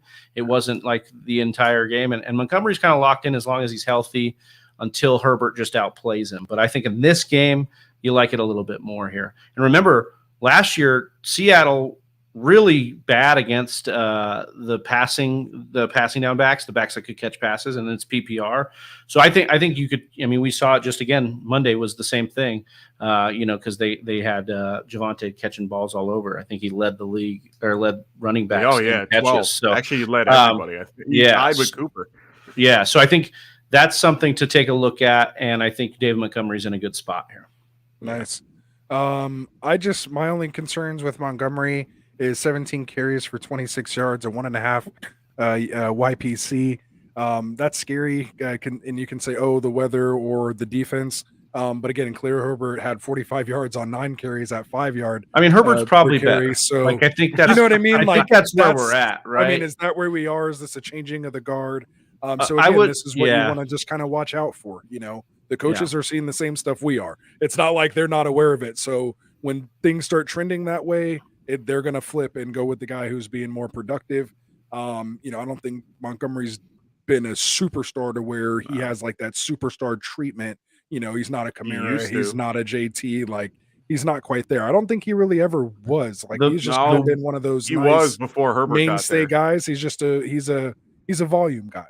He was definitely a guy that broke a lot of tackles earlier on in his career too. So he definitely had that going for him. Right. I think the problem I have with rolling with, I mean, it's 24% of the target market share, so of the running back. So to 6% for Khalil Herbert. So really, as a passing down back in a PPR, Herbert has some pass blocking issues. I think he is the better player, but he's got some pass pro issues that could get in his way. Yeah. And I think Montgomery in this game, pass pro to get in the game. Yeah, or you'll be off the field. My biggest thing is Gordon's going against Houston. I mean, they already had what, a 60%? It was 60-40 roughly for Javonte and Gordon. I mean, they gave him goal line carries. They gave him a full series on the goal line. Yeah, I know he fumbled, but so did Javonte. So it's crazy. I don't know, man. I might be a little bit more inclined to go against the better matchup because, they're going against – who are they going against? They're going against, the Packers at home. They're going to be a little bit behind, so maybe that might help him a little bit just because they might have to pass and check down. But, I feel like they're the same person in a way, just in different scenarios, So in the context of like how they're used, it's like David's the primary, Melvin is kind of the secondary, but they're both used in the pass game. So it's who you got then? So who you got? Shorten it up. Who you got? We got to get to our new subscriber here. I know. Hurry up. Give me an answer on the spot. Melvin Gordon. It's 9:59 p.m. or a.m. on the West Coast, the real time. 9:59 a.m. You got to set your lineup. Who you throwing in there? 59. Jeez. 9:59. That's what time football starts. God, I hate you guys. Melvin Gordon. All right, Melvin Gordon. There it is. So to split that, I'm probably going to go Melvin Gordon as well. So I'll lean that way. Interesting. All right. So we got Stranded on Second with Tony Clark. Love the name. New subscriber here to Get Right. So we appreciate that, of course. So thank you. Get to your best decision you made all day. Ooh, I like it. New subscriber. I can only start 3 wide receivers. Oh, Anthony lost it. I'm sorry. I didn't even see you do that, brother. I was Jefferson, Amari Cooper, Jarvis Landry, Brandon Cooks, Waddle. Ooh, well, obviously Jefferson. 3. Jefferson, you're starting without thinking. Brandon Cooks is locked in for me. It's between Waddle and Landry for me. Yeah, I'd probably go Waddle here. We talked about the secondary issues for Baltimore. Yeah. I think that could play well for Waddle. Trying to think. Landry's going against against Tampa Bay. So I'm gonna go with Waddle too. Yeah, I like that. That's a good call. No, that was good. And he says I'm new to fantasy football. This is my first league ever. Dude, that's a great squad you got so far with those wide receivers. So off to a good start. Martin in the house at Dynasty Pylon. What's going on, Martin? He's agreeing with us as well. Going JJ Landry and Waddle as well. He went. Yeah, we can hear you now, brother. Right, yeah. So I think that it's definitely it's JJ Landry and so wait, Landry and Cooks. Who are you going with? I like Cooks. I mean the secondary for Tampa is playing a lot better than it had been in the last couple. And then Denver. I mean, it's either Denver secondary or in this. You're definitely probably going to get Surtain, but I think they'll move Cooks around a little bit, right? Like that's my hope. I don't know. I've Cooks too, so I would roll with Cooks. I think it's a little bit more reliable in my opinion than Landry. Okay. Well, I think that Landry, Olave, and Michael Thomas are going to trade off weeks where they're leading in targets, and they're going to move them around. So I think it could be a little volatile until we see more. I mean, we could get a month in and it's still Landry, but I think it was just the way that one played out. Remember, the outside corners for Atlanta, real good, but their secondary gets torched. So I think that's why Landry kind of, worked through the middle a lot. Better. Yeah. Okay. All right. Yeah, I can be on board with that. So yeah, I'd go Cooks with you here. So definitely JJ Brooks and Waddle. He does say below that he has I have Herbert at quarterback and I have Connor and Jacobs at running back and the Tampa Bay D. No, you're good. So I mean, you have a pretty solid squad considering the being your first time in fantasy football. So hopefully we can help you get to that championship. Definitely listen to us. Listen to Travi right here. Well, there he is, right over there. I have you below me. Whatever.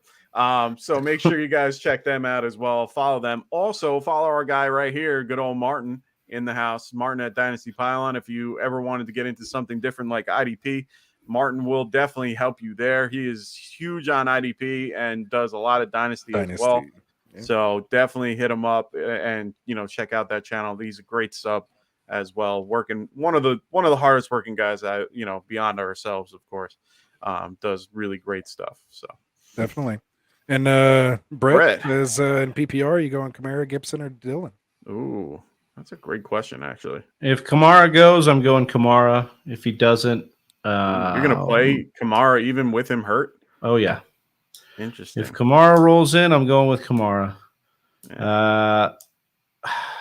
But I think if he were to sit, this is tough because Gibson got some good usage. It's either Gibson or Dillon for me, and I'm trying to figure out which one I would want to do, and it might be Gibson just because of the matchup. I think I'm going to go Dillon. The Packers are favored at home, and I think this could be a game where they get up, they get all over Chicago, and they run it out, and you can get some usage out of him there. And Dillon, man, showing his chops as a pass catcher, so even in PPR has been looking really good.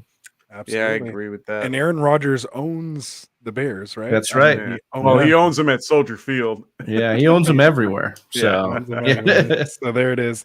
And we got a Dim Boy sighting. What up, Dim Boys? What up, Dim Boys? He's saying Burkhead, Boyd, or Pollard. Burkhead. Oh man, I would. Gosh, that's tough, I would brother. Quit. You don't got anybody else on the answer is no.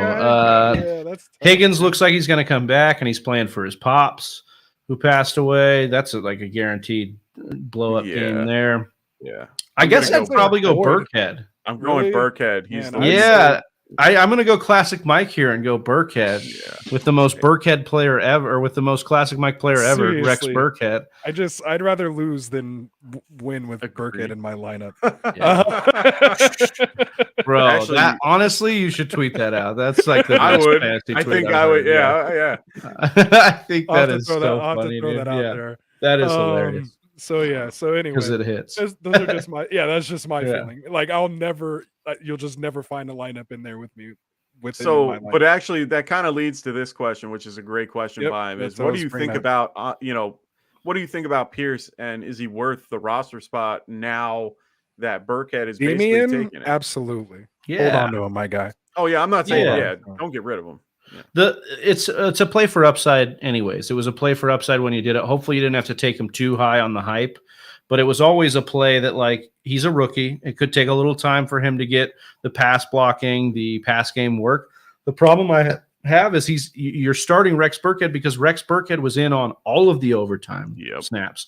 He was in on a lot of the pass down stuff, and he was the guy that was running the ball with the lead. So we just need some of those things to flip in Pierce's favor, but he is explosive. He's got the upside, so you want to keep on to him, Oh yeah, for sure. And then he, stranded on second with Tony Clark. I mean, he just said that he had Schultz too at tight end. I mean, geez, that team looks stacked. I'm pretty impressed with first time. Yeah, and his RB2 is his weakest spot, I think, with Josh Jacobs, and that's what you want. You want your RB2, to be the. That's a good. Yeah, I'd take that as my RB2 in a lot of my RB builds. I kept slamming anytime I did drafts in the beginning. I was so high on Josh Jacobs. Everyone tried to bring me down. I was like, no. You rightfully so. Can't do it, man. It's just a Niner fan in me. Martin says, thanks. Shout out, Mike. Anthony, you okay? Yeah, we're all good with that, of course. Dan Boys goes, Danny Dimes, Goff, Geno, or Mariota. Are we getting to this? Are we getting to a place where Geno's actually a thing? And he's doing this because QB11 last week and 6 was Wentz not available? It doesn't look like it. All right.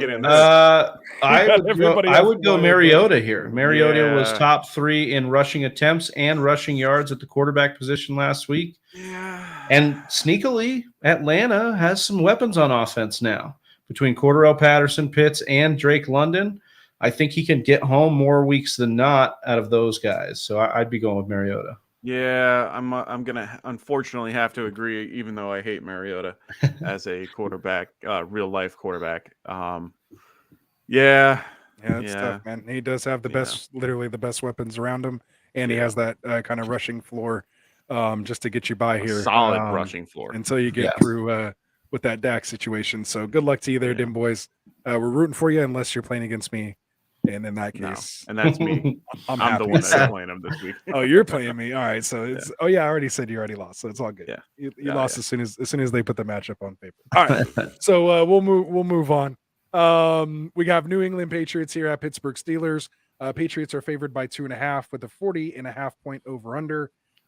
So probably a game where we're sitting a lot of guys here, but tell me what you think. Obviously, Najee is the big news here, dealing with that foot injury, and we kind of talked about a little bit about it earlier.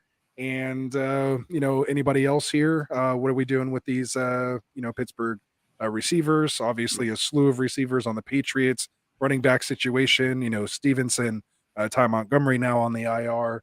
Obviously, Damian Harris is still there. What are we doing here in this game? Go ahead, whichever one of you guys want to take it. Yeah, go ahead, Trav. So on the Pittsburgh side of things, I'm comfortable with Najee, and not very comfortable. I wish he wasn't. I was out on Najee this year, so I can just say that was my biggest fade in the first round for the most part, second round. But I am interested to see, I'm uncomfortable starting Deontay Johnson. That's fine. 33% of the market share, I believe, last week. So he's continuing to demand targets. You like that, especially in PPR.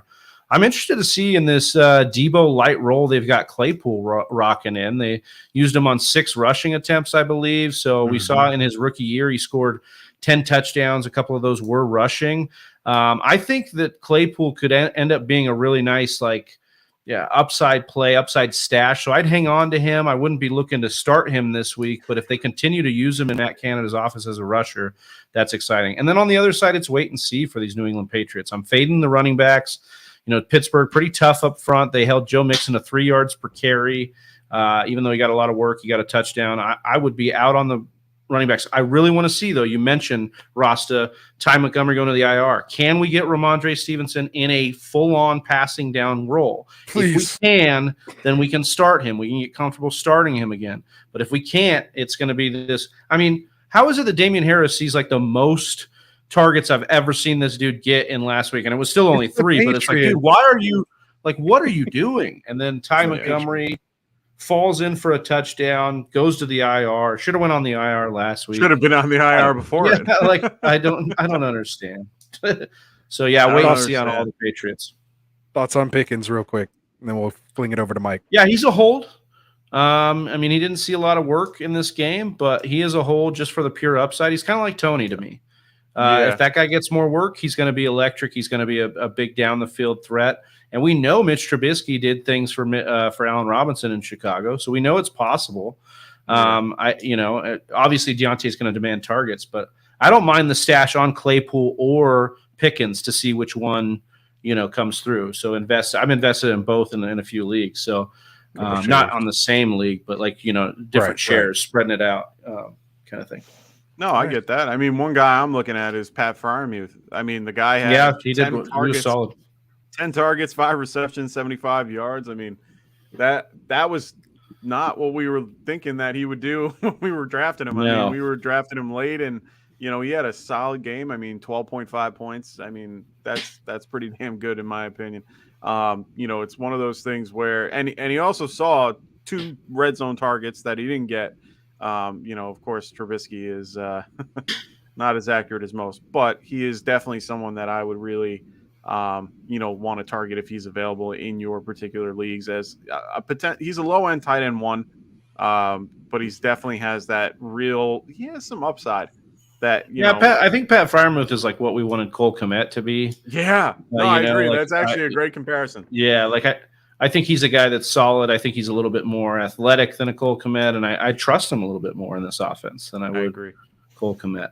Yeah, I agree. Right. And I think one guy you're going to be sitting is Devonte Parker. It's so hard to say that too. I love Devonte Parker. I was like, why is it hard to say that? That's an easy one to fade for me. You see what I got to do with on a weekly basis. I know, man. I don't know how I've made it this far. What I love it is classic Mike has conviction. He has his guys. He stands on that hill for them. And you like your types. You like your archetypes. Oh, Jacoby Myers is the answer for me. I was just going to say, Patriots. Yeah. I need to see Mac Jones with the back injury. I need to see this offense actually be competent. He'll be fine. The problem is Matt Patricia calling plays. I watched Matt Patricia call the same play 3 in a row, and it was a outlet fucking pass to the flat for the running back. 3 plays in a row. I just, what are we doing here? and so I'm out on the Patriots offense for a little while. I need to see it. I need to see it mesh. Just I'm only touching Stevenson. Coordinator. That's all. Bill O'Brien. I know he's disgraced, but get Bill O'Brien back in there. I'd be okay with that.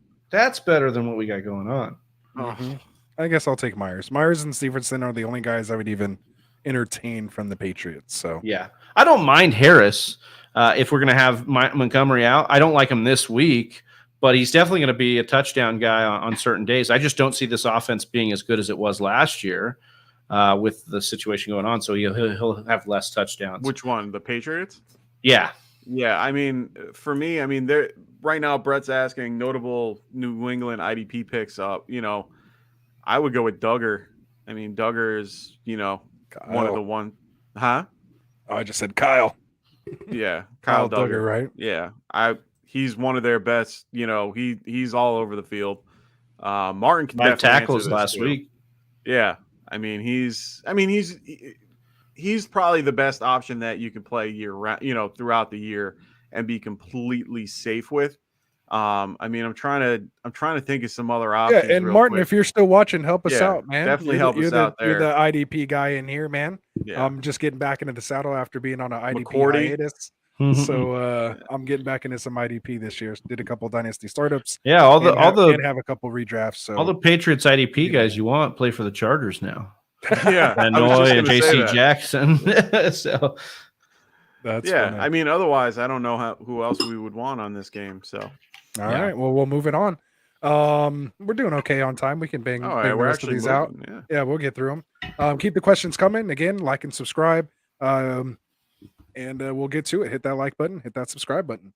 All right. So next game. Oh, and that's the 1 o'clock game. So we're finally moving on to the afternoon. Let's do it. I said we're actually moving on to the afternoon games here. So I scrolled down way too far. Oh, all right. So we got Atlanta Falcons at Los Angeles. I thought I clicked something, but we're good. Atlanta Falcons at Los Angeles Rams. We have the Rams favored by 10, so we probably won't spend too long on this game. No. But a 46.5 point over under. So we're most likely starting pretty much everyone here on the Rams side. You know, we're starting Stafford again. We're starting Henderson, I would say more so over Akers. I'd actually like to sit Akers this week until we kind of see what his role is. I know that's going to be hard for people, but hopefully you have an okay RB3 to put in there. Never picked him up in the first place. Yeah, but we can't go back. So we have to help people through those decisions here. So it's okay to sit Cam. And, you know, let's see what happens as far as the wide receivers. Obviously, Cup's a no-brainer. We're definitely starting Allen Robinson. He'll be targeted this week. Hopefully, we get him back in here, and we see his targets go up. Obviously, the squeaky wheel. You know, we've been hearing McVay. You want to bring Travi in if he's ready? Oh, there he is. All right. So, and we'll switch us here. Get the guest up on top. A little housekeeping. But yeah, so, you know, I want to see Allen Robinson back this year. Doesn't say an F Stafford. Cost him he was first one out in the guillotine league because of Stafford. So that was tough. Yeah, it's so an 18-team guillotine league. Yeah, so he took the L, first one out, and he had Stafford and Cam actually, I think too. Oh no, somebody else dropped Cam for somebody else on his team, and I actually picked up Cam just to have some running back depth for later. So yeah, those guillotine leagues are fun. My first one this year. So anyway, we're not here to talk about that. So yeah, Allen Robinson, I'm firing him up again this week. And Tyler Higbee, you know, we saw the targets, wasn't very efficient with it. I don't know if they'll really be targeted that much, but I did watch a lot of Rams games last year. Obviously, being a Niners fan, he's involved. Like he's not really going to go away. He's kind of a thorn in the side, and especially without, you know, kind of having that number 2, you know, until kind of Odell, you know, kind of picked up, and we saw, you know, how they used him in the playoffs last year. So to me, he's one of those guys that are easily kind of just streamable. If you need a guy that week, you know, I would probably start him over Kmet. You know, I'm starting him over, you know, a lot of guys this week. You know, I probably start him over Irv Smith. And, you know, I love both those guys. So, you know, until we see more, you know, give me the guy that might, you know, go in there. But I think I'm probably starting, you know, I'll take my chances with Hayden Hurst and even Hooper again. I think, you know, I would maybe roll those guys out ahead of Higbee if I really needed to. But that's also almost because I do have a lot of Allen Robinson. So I don't really run that Higbee Robinson kind of thing going on. So again, that's just me. So you kind of have your group of tight ends that you have based on your other guys in your build. So anyway, that's my little breakdown. I'll turn it over to you guys here. I kind of covered the. No, you Rams kind side of covered things. the whole thing. I mean, the only guy you guys want to talk about the Falcons, or if anyone I missed on the Rams? My bad. No, you didn't really miss anything. I mean, Cordell Patterson's the only one you're playing on the Falcons side. I don't see anybody. You guys can argue until you're blue in the face about Kyle Pitts and Joy, but I wow, you're gonna bench Kyle Pitts if you drafted him? Yeah, I don't like him. Higbee or Pitts. So you're saying you wouldn't have drafted? We're not gonna do this. Oh, yeah, we're not gonna have this game. We're not playing Higbee over Pitts. There is no line. Right. You're just taking your early victory lap on Pitts' first game being bad. Yes, okay. I am. Yeah. So 72% of the routes, 25% target per route run, 22% of the target market share, an ADOT of 11.9, which is great for a tight end. We like to see him get down the field. 30% of the team's air yards. What I loved is last year he spent the entire season matched up against corners. And we saw it a little bit in this game too. Marshawn Lattimore was on him quite a bit. But he saw the most in his career snaps against linebackers. And that's what we need. We get Pitts on a linebacker, it's game over. If I can get that to consistently happen, and I guess what? With Drake London coming on and continuing to also demand 22% of the targets, meaning he's doing his job. He's getting targets out there. If that continues to happen, Kyle Pitts is going to smash. But I do agree that Mariota could limit his ceiling. This offense could limit his ceiling. If London gets hurt, that could limit, I think, Pitts' ceiling. We just need it to happen for Pitts. They used him on some deep routes in this game. We need that to continue to happen, and he just needs to continue to do it. Yeah. Ray W says, no way Pitts goes off. I get it. I think he goes off. I understand. No, he said no way. Oh, he's saying no way, comma, Pitts goes. Correct. Or he's saying, okay, all right. No, Pitts he's saying that Pitts will go off. I mean, Okay. honestly, I agree with you. The Mariota definitely shrinks his ceiling, and it makes it hard. That's what makes everyone drafted him to be this tight end one type guy, and I just like the number one overall tight end. Like I just don't see it yet. Like there's nothing that you can prove to me that Mariota is going to make him that way. Mahomes will make Kelsey that way. That's more, Delaney Walker had multiple top 5 seasons with Mariota. For one, the second year, his sophomore year, and those are what, 6 years ago. Hey, Mariota was dealing. I mean, they almost beat the Saints. It is what it is. You're going to play him anyway, but my point is beyond those two guys, I don't really want to play. If you were with us during the offseason, you would have known not to draft him. No, get in here for our Friday night mocks, man. All offseason, we run them and would tell you to stay away from this guy. I would have told him. I told everybody stay away. Tight end. He was my tight end 7. I think. Yeah, here's the thing. Mike doesn't like explosive playmaking players. No, he doesn't. He wants his tight ends. He wants his tight ends to be like Zach Ertz or him to block. Be able to block. Yeah, sit down. Sit down in the zone. Soft zone. Sit down. Fall down. What did Gronk do for 90% of his career? Is literally fall into the zone. But Gronk did everything. Yeah, true, I mean Gronk did. No, he was my a favorite deep tight guy. end.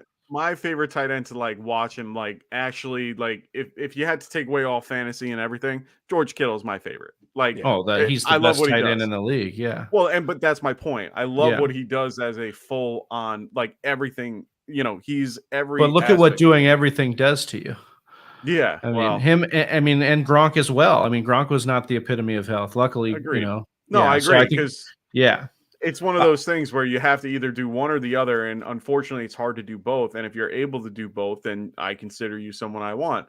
Like Mark Bavaro is probably my favorite tight end of all time. Of course, others that are in there, of course, Tony Gonzalez. I thought I'd hear Jeremy Shockey or something. Oh no, honestly, Jeremy Shockey, I hated. Hey man, see, he's not. He doesn't. It's just no fun. I can't get any fun at it. No. Oh, Ray, let's not go like that, please. Oh, we're not talking. Come on now. Come on. That's funny. Anyway. All right. So, but it is a good segue, though. You talk about George Kittle. The next game we have up here is the Seahawks at the Niners. Niners are favored by 9. We saw how good that was last week, but we'll see how it goes here again this week. It's a new week. Did that line shrink at all? No, man. 9. I thought it would after. No. Yeah. I took that this afternoon. It's Niners favored by 9 with a 40.5 over under. That's crazy. And there's Vegas Insider's got a 9.5 too. So you got the hook too. That's wild to me. And on top of that, they are going to have the same type of game that they had in Chicago. They might have this week. They might have. I mean, it might not be as bad. Rain. Yeah, they're going to have that good Bay Area rain. You know it better than I do.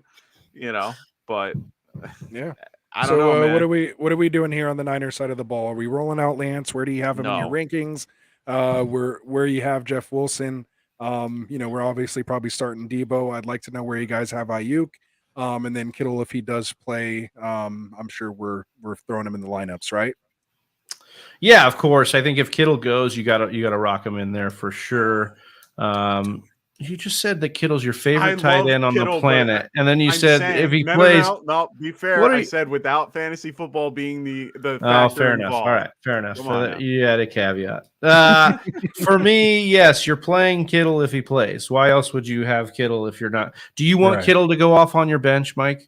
Do you want that to happen? Do you want within the first 2 minutes? You can't control that. You can't control that. I can't. Yeah, so but I can control it by not having him on my. Listen, you drafted him and he got hurt the first week of practice. So really, it doesn't you can't. There's nothing you can do about it other than just roll with him if he goes.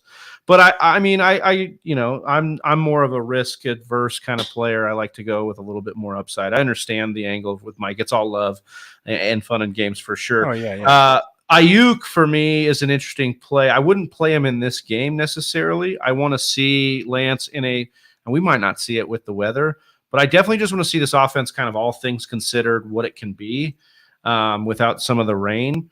Look, he goes from a rainy game. He makes it rain on some strippers. Now he's raining. Now he's now we're going into another rain game. I almost tweeted at Ross. I'm like, this your king right here?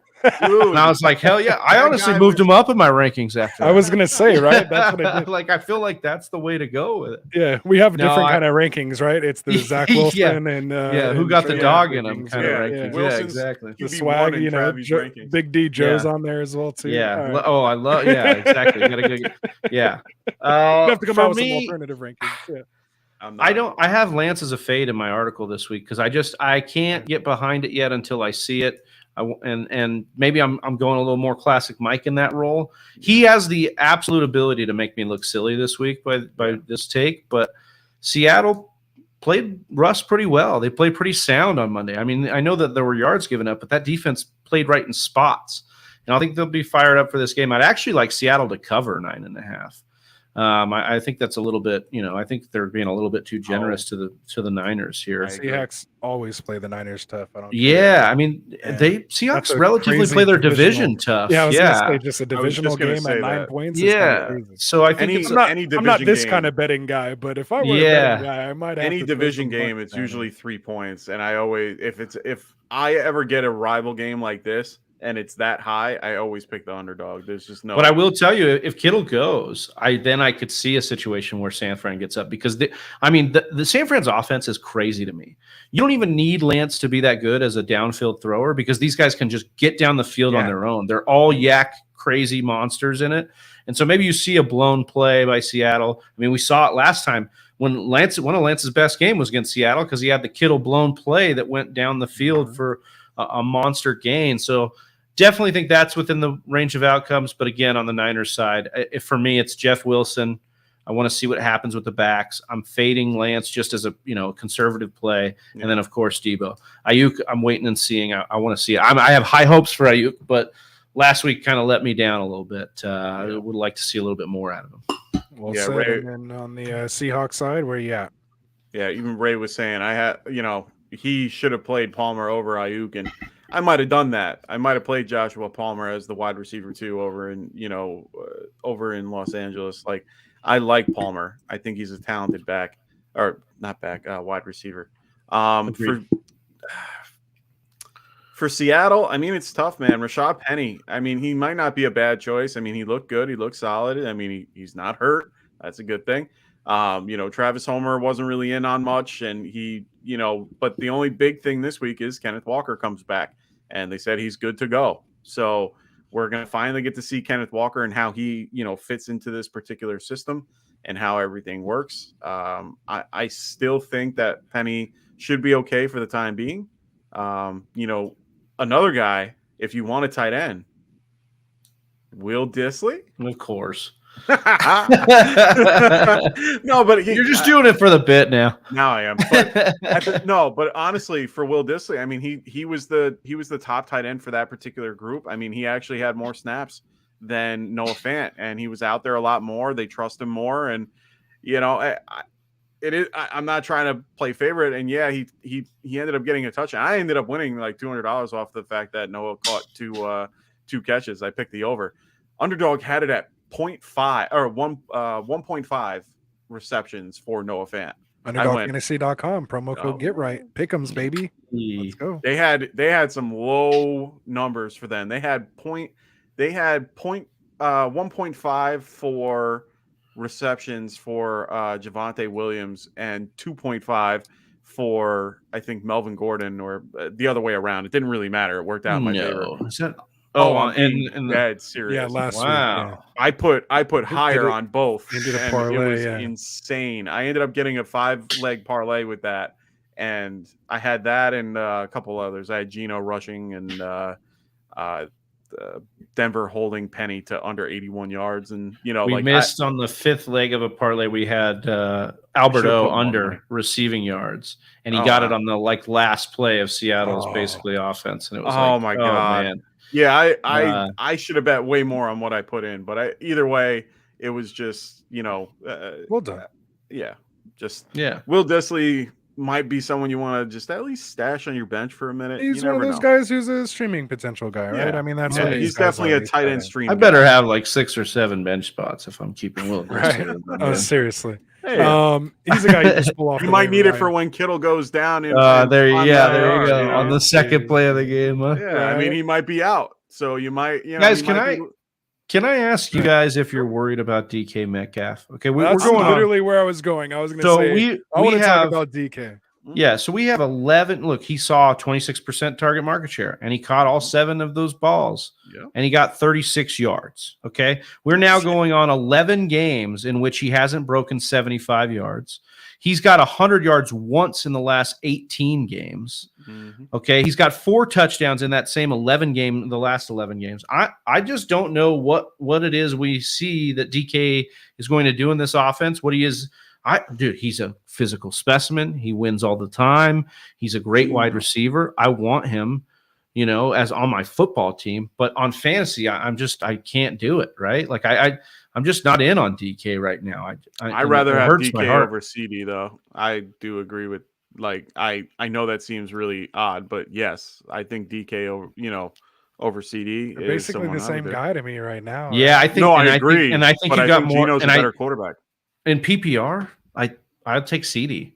No. He's going to get more targets every game. He's going to get more targets every game, and they're just going to. Now with Cooper Rush, he got 17 PPR fantasy points with Cooper Rush last time he played. Man, that's his boy. He wants him on. He wants Dak on the bench. No, I'm just kidding. But maybe. I don't know, man. I think Geno kind of stunts his upside for DK. Because a lot of the throws were underneath. A lot of the throws were for first down. They were just trying to get first down. They're not trying to go deep. They weren't going to try to go deep on, Justin Simmons or anything like that. But, he's out now. But at the same time, they were trying to keep it real tight, real close to the vest. So maybe it was just, part of the game, part of the scheme that they were trying to run. But it's not even just Geno. Even with Russ last year, I'm saying, he doesn't crack 60 yards in a lot of these games. I mean, what is going on with DK? And if he's not going to score touchdowns, especially in standard scoring, then I don't know what we're doing. There was a question in here, and the team was asking, I think, should I trade DK and Shark for Higgins? I'd do that deal. I'd take Higgins on the other side. I'd love the upside out of that. If anything happened to Chase, Higgins would explode. And down the stretch, Higgins outproduced Chase, even with the blow-up games out of Chase. I agree with that. I'm just a little bit worried about DK. If you can get that deal done, I'd do it, especially with Higgins coming off the concussion. Oh, completely agree. We And appreciate the subscribe. Like you said, the other thing with the dad too, Yeah. Oh, yeah. Yeah, dude, you got the dead relative narrative is strong, man. People come. And it was look at Brett the Favre. funeral. He didn't just. Yeah, so he went to the funeral. Yeah, he did. He went to. Yeah, he went to. Yeah. I mean, listen. 2 or 3 weeks ago doesn't mean he's not still mourning or grieving. But, yeah, of course. It was the funeral, so it's the feelings are going to come back, of course, and he will be emotional. And I'm sure he's going to play his heart out, man. Ray, we end up going on at 11 o'clock on Sunday, 11 o'clock. Yeah, this Eastern. is actually the same stream. We'll be on. Yeah, we're just it doesn't just go all the way through. Yeah, it's just we're gonna have to do that. That'd be awesome. Oh, that would be awesome one day. Just go from Friday night till we go from all the matchups right into the actual lineup show. Just like spend an hour on each team and just break down each guy. You could, for 30 man. minutes. Yeah, that'd be fun. For sure. But Ray, we're definitely back on Sunday. We're here at 11 a.m., 8 a.m. Pacific. So, I'll be here. It's usually me, and I'll be fine. here too, man. I'll be here on Sunday. I'll be here. Got to get some of that. And again, for those out there, links for the Dynasty Pylon is there. Links to follow the Fantasy Whispers is in the description for Big Travie here. So make sure you follow them as well. And we are making adjustments to the website. We are going to have a friends, of Get Right on there. So we'll have all the guys that we have on here. Yep. And we'll have all their links and everything there. So there you go. Martin's all bashful, man. It's all love here, brother. You contribute to the community. So of course we want to help you grow as well, my brother. So go check them out. All right. So we good here. We want to segue that into this Bengals Cowboys game. Are we done with Niners Seahawks? Let's do it. Yeah. Yeah. I mean, we're going to be we're talking about CD, so why not? Yeah, let's do it. Perfect segue. So we got Bengals at Cowboys. We kind of already talked about CD there. We got the Bengals favored by 7.5, 41.5 point over under. So, again, we talked about CD. So let's just kind of stay on this Cowboy side of the ball. Where are we at with, Dak? Are we starting, anybody else on this Dallas side? What do we do? The only person I'm starting is Dalton Schultz. I'm not starting anybody else. There's no narrative that makes me feel comfortable to start any of the other guys, maybe Pollard. And it's only because of the dump off and receiving, production that he could get from that. I understand Zeke can, he's involved in the passing game too. So it's not like it's crazy. I know that they're going to try to be as creative as possible. That's the only thing that they can do at this point. It's the only way to keep Cooper Rush alive. So for me, it's one of those scenarios because Bengals actually have a pretty decent front line. So for me, I'm just one of those people that I just don't want to touch anybody in this offense, including CeeDee Lamb. It's just the line is going to be Swiss cheese. They're literally going to be able to get to Cooper Rush too quick for him to be able to get CeeDee Lamb open. So Dalton Schultz to me is just the only play. Underneath routes, intermediate, quick routes. Like those are the only ones I want to, be involved with in any shape, way, or form. So. All right. And then on this Cincinnati side, or if you have anything to add on to the Cowboys side there, Travi, go ahead. Yeah, I think you have to start CeeDee Lamb. In most situations, you're probably going to have to, but I do share concerns that Mike says about the offense and him being able to get open down the field. I wonder if we'll see them revert back. We've seen the Cowboys do this where I'd like to look at the slot snaps for week 1, but when CeeDee's had to be the guy, they've basically kind of moved him to the slot because that's where he can win a lot more. And so I'd be interested to see if the Cowboys do that in this game for Cooper Rush and for CD to get him more involved, moving more to a higher slot rate. I agree with some of the takes on Dalton Schultz and Pollard, but I'm definitely starting CeeDee Lamb, and I would be considering Zeke in a big way unless I went RB robust. And I have the option to kind of fade him for, maybe I have the option to fade him for a CEH this week. And I did that, obviously CEH already played, but those are the situations you're looking at. Maybe a James Robinson, I'd be more comfortable with a James Robinson than a Zeke this week. I agree. Those are some of those situations where I'd be looking at, but Zeke again, 5 yards per carry. They're probably going to have to focus on running more to keep away from the Bengals. I think that's the style they want to play, whether Vegas doesn't think they'll be able to do it. I don't think they'll be able to do it, but I don't mind CD and I think it would go for me, CD, Schultz, and then Zeke in my confidence level. Actually, Yeah, and I mean the only other guy that I just thought about right now that after I looked at the numbers, Noah Brown. I know that sounds like a weird another guy. It name. was like another guy, Richie James. Yeah, Like, no, another honestly, one. I'm like, God damn it! you're not lying. They made Tolbert inactive on, and I was like, and like Andrew Beck in that Seattle game. Yeah. Like, who's Andrew yes, Beck? exactly. Like, Beck. Yeah. And they might do it again because they don't fully trust Tolbert at this point. He had a rough start. I'm a little disappointed. I drafted Tolbert literally everywhere. So for me, it's a little disappointing. But Noah Brown, he's a decent sized guy. I mean, he's 6'2", 225. He's a big dude. And on top of that, he plays those intermediate routes that I was talking about. And I think he can have the ability. I mean, I'm looking right here at PFF, and he had a better grade than CD in the slot. So, from last week. So maybe that might be someone that you can target in a deeper league, maybe in like your listener league type, 16 team 4 flex type league where you're looking for a guy. He might be an option. But if you're in a normal like 10 team, 12 team league with like one flex, I mean, you're definitely not going to look for All right, anybody. you made me do it, Mike. You made me actually search Noah Brown on Player Profiler for the first time. I wasn't going to give this guy enough credence to actually do, but I'll 72. check it out here. Yeah, 20 72. slot snaps, 35% in the slot. CD had 50% in the slot, 53% in the slot. I would imagine that number goes up for CD. That was number 10, though, among wide receivers this week.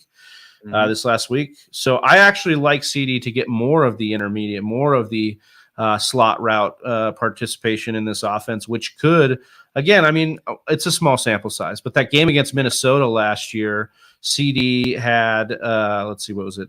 Not 8 targets. That was a game with Amari Cooper in the lineup as well, who had a decent game, if I remember right as well. 112 yards receiving against Minnesota with Cooper rush.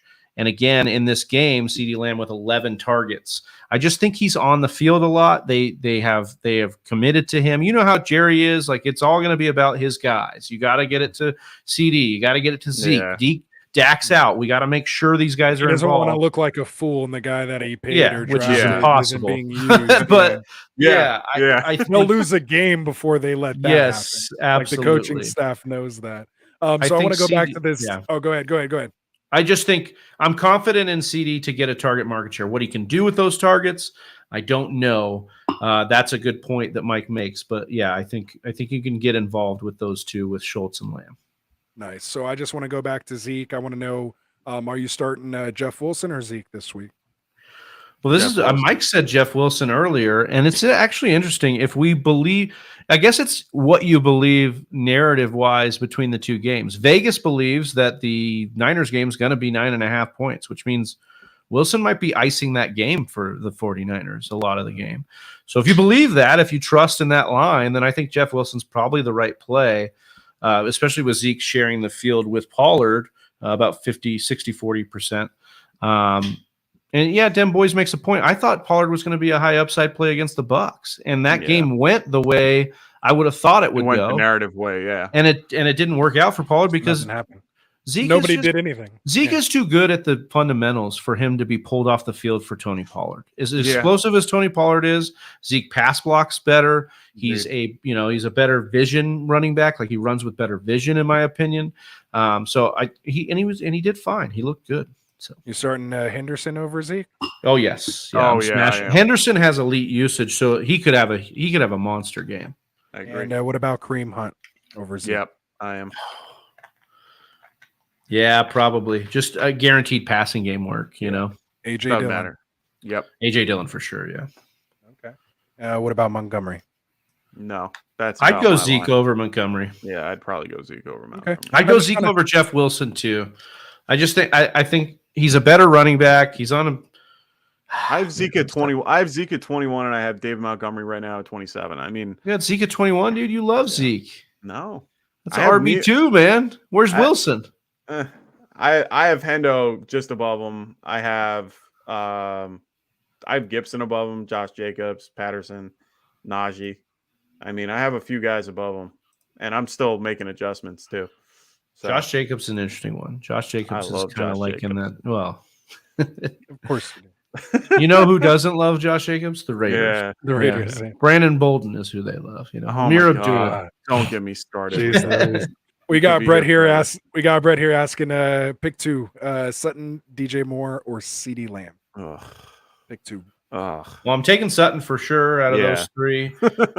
And man, I'll take. I'd probably go DJ Moore as well. Yeah, I have to too, unfortunately. All right. We talked about this one. I think at least I think Mike kind of agreed with me on this one. You're playing J-Rob if you're looking kind of for a floor play. If you need more upside in your lineups, a little bit of spice, you can go ETN for a little bit more flash ceiling if you kind of need that. So keep the questions coming, guys. We'll try to bang through this here and before Mike turns into a pumpkin. All right, so next game we have here is Houston Texans at Denver Broncos. We have another crazy favor here. Broncos favored by 10, which is kind of crazy too, because I mean Houston actually played pretty well last week. I mean, all things considered, 45.5. Houston should have won that game. I was going to say they really probably should have won it. So what do you guys think here? Travi, tell me about this, or just give me your takes on these guys. Give me the Broncos. Go ahead. Go Broncos. I was like, give me the Broncos. Go ahead. Yeah, continuing to probably play Javonte and Melvin in both of them in most spots. We talked a little bit about a Melvin Gordon situation earlier, but I think that's good. I'm looking for Russ to get it right here.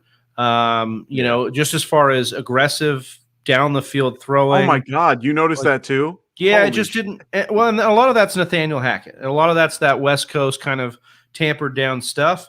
I want to see them set it up. I'm okay if you run the piss out of the ball, but set me up some play action bombs. Right. Let's get it going. Oh, I agree. That I kept looking and I'm like, this is not the Russ I know. No, it was a lot of tight ends and backs. Like that's not Russ. No, I want deep shots down the field, boundary shots to Sutton. And that's why they got Sutton. Yeah. So I'd like to see Russ get it right in this game. And I think you can still start him. Obviously, they've got a high team total. They're playing the Texans.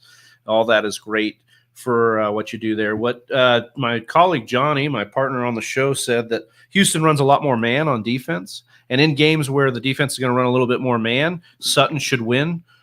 Judy should win more in zone, which Seattle was playing a little bit more zone. We saw Judy win a little bit more. We saw the tight ends and backs sit down a little bit more. So that's something to be on the lookout. I loved Alberto's usage, his target share. We finally saw an explosive tight end in Alberto get used the way we want him to get used. I don't know if it'll last because of some of the reasons we said with defensive matchups. But, yeah, I think he's worth a stream over the guys like Njoku and Irv Smith and Gesicki, these guys that were kind of given up on after a week. Alberto has become the new streamable. Him and Gerald Everett. Everett obviously had a decent night last night. I should have dropped him for Ertz, or should have picked him up for Ertz. Well, I think I like Ertz this week too. But anyways. I just hope he's healthy. Yeah, he's off the injury report now, so should be good. So yeah, I mean that's what I have for. I think you're starting your studs, right? Like I think for Denver, I think that's pretty much Denver, it. You're starting everybody. You're basically starting everybody in there. So. All right, so Mike, we'll flip it over to you. I think we're all pretty much in agreement there. He's been dying to talk about sexy Rexy here. So. There it is, man. I know. So honestly, I mean, Damian Pierce. We got Davis Mills. Probably not talking too much about him, but he did look okay. He is coming along. I'm a big Mills fan for the long term. Just in football, I'm a fan. And I'm in my dynasty league. Yeah, talk to me about Cooks. Is there a second receiver here that's start worthy? What do we think about OJ Howard versus Brevin Jordan? Tell me what's going on here on the Houston. I don't even know what to say about this team. I mean, honestly, I put you on the spot. Yeah, you did. I mean, Damian Pierce, I'm going to be sitting. Like, let's wait. Like, it was a great story leading up through the drafts. Everyone brought his ADP up all the way to the 6th round, 4th round. I heard for a couple people. So he's definitely talked up and all that. He's young. I get it. Burkhead is the guy. Just look at the stats. He is the guy. He is the leader in snaps. He's gotten everything. He led them. He led the receivers in receptions. I mean, he's the guy. Just leave it at that. Are you going to play him this week? Sure. If you need a spot, fill and you have you need this guy to play, then maybe Kamara's out and you have no other guy on your bench that, maybe you just neglected the running back, then yeah, maybe that's who you end up having to start. Other than that, I mean, Brandon Cooks, you're going to have to. I mean, he's a volume play, but if you have the ability not to, then I wouldn't. I would probably keep him on the bench. He's going against Cooks. Against Surtain, yeah. If you have would There's you? Okay, nobody Cooks else or there to Robinson? throw there, though. Cooks or Robinson? I mean, James or Allen Robinson. Allen Robinson. I'd go Allen Robinson, but to me, Allen Robinson's more wide receiver 2. I have Cooks. You were able to draft him more as your wide receiver 3, but I put him more in a wide receiver 2 tier myself. I mean, he went 7 for 82. Marquise Brown without a touchdown. Cooks. So, give me Cooks over Brown. Yeah, I'll take that all day. DJ Moore or Cooks? That's tougher, but I'll go DJ Moore on that one. Christian Kirk. Psh, you know that answer. Yeah, Christian Kirk. No, Kirk. Get out of here with that. DK Metcalf. I'll go Cooks over Metcalf. Brandon Cooks, yeah. What about Curtis Samuel? Definitely over Samuel. Absolutely. Oh, man. Not even a question. I hope Curtis Samuel is the league winner, dude. I just picked him up in so many leagues. I hope he's like the I have him in a ton of best ball. Like he was one of those guys you can somewhere. get in the 17th, 18th round on Underdog best ball, and it's not. I'm hoping. I tried. I tried getting him somewhere. AJ says what's good. Brent goes, hey What's up, Brent. He goes, Nico Collins. I'm mind that pick. Too. Yeah, question mark. I don't mind that. Where is he? 2 catches, 26 yards. I mean, what do you got on snap breakdowns over there for me, Travi? So I was looking here at Brandon Cooks. I mean, third in air yards share among all wide receivers. So again, this is Brandon Cooks. Okay. So again, he's just a dominant receiver in that offense as far as the routes that he's running and as far as everybody else. If we take a look here at the utilization, first of all, follow Dwayne McFarland on Twitter. He's got the utilization report he puts out. You got to pay a little bit to get PFF subscription. It's totally worth it. But if we look at the utilization report here, Nico Collins in on 79% of the routes, so not terrible, second most among all pass catchers, but targets per route run below 10%. And then of course Brandon Cooks, 93% of the routes, targets per route run 32%, decent ADOT at 10.9. He is going to be the passing offense for them for most of the time. I mean, we mentioned OJ Howard, but only 14% of the routes. I mean, he caught 2 balls for 2 touchdowns. That's basically all you need to know. Is he was barely in the game. And because we have a couple of folks that we said this is their first year here on the stream and things like that, and for those that might be watching later, not live, when you're talking about a 33% target share, I mean, elite status, target share is what, 26, 27% or higher? Well, yeah. So if we look at Devonte Adams last year, who was the only player on the Packers, I think his target market share was 30%, Right. When you're getting that much, you're getting 30% of the pie. Think about all the players they got to throw to. They're throwing to the backs and the tight ends, and you know what I mean? Like there's all these different things. Even randomly. Anybody that could get in there. When somebody is demanding upwards of 25, 27, 30% of the target market share, that means they are the reason. And another thing for these people that are new to the game, targets are earned, meaning that a quarterback is going to go to that wide receiver because he got open. Yeah. So if you're earning that many targets at that clip, you are good at the game of football. Like you are good at what you do. You are winning routes. And so I think Brandon Cooks has just proved that he is that guy for this offense in the passing attack. I don't mind Nico Collins in Dynasty as a stash, or maybe maybe he'll make a waiver wire later this year. But right now it's Brandon Cooks and really, as Mike said, Rex Burkhead in a desperation play. You know what I mean? Like it's not anybody else I'm trusting. But I liked the little name game there that, there were guys I was thinking about. DK Metcalf, I'd take Cooks over DK Metcalf. There's some other guys in there that you could talk about. And did you say would you go Cooks over CD? Me, Mike, this week? No, I would go Mike. Oh, wait, Cooks over CD? Yeah. I have Cooks at 18 and CD at 29. Ooh, CD at 29. Yeah, I'm gonna knock him down.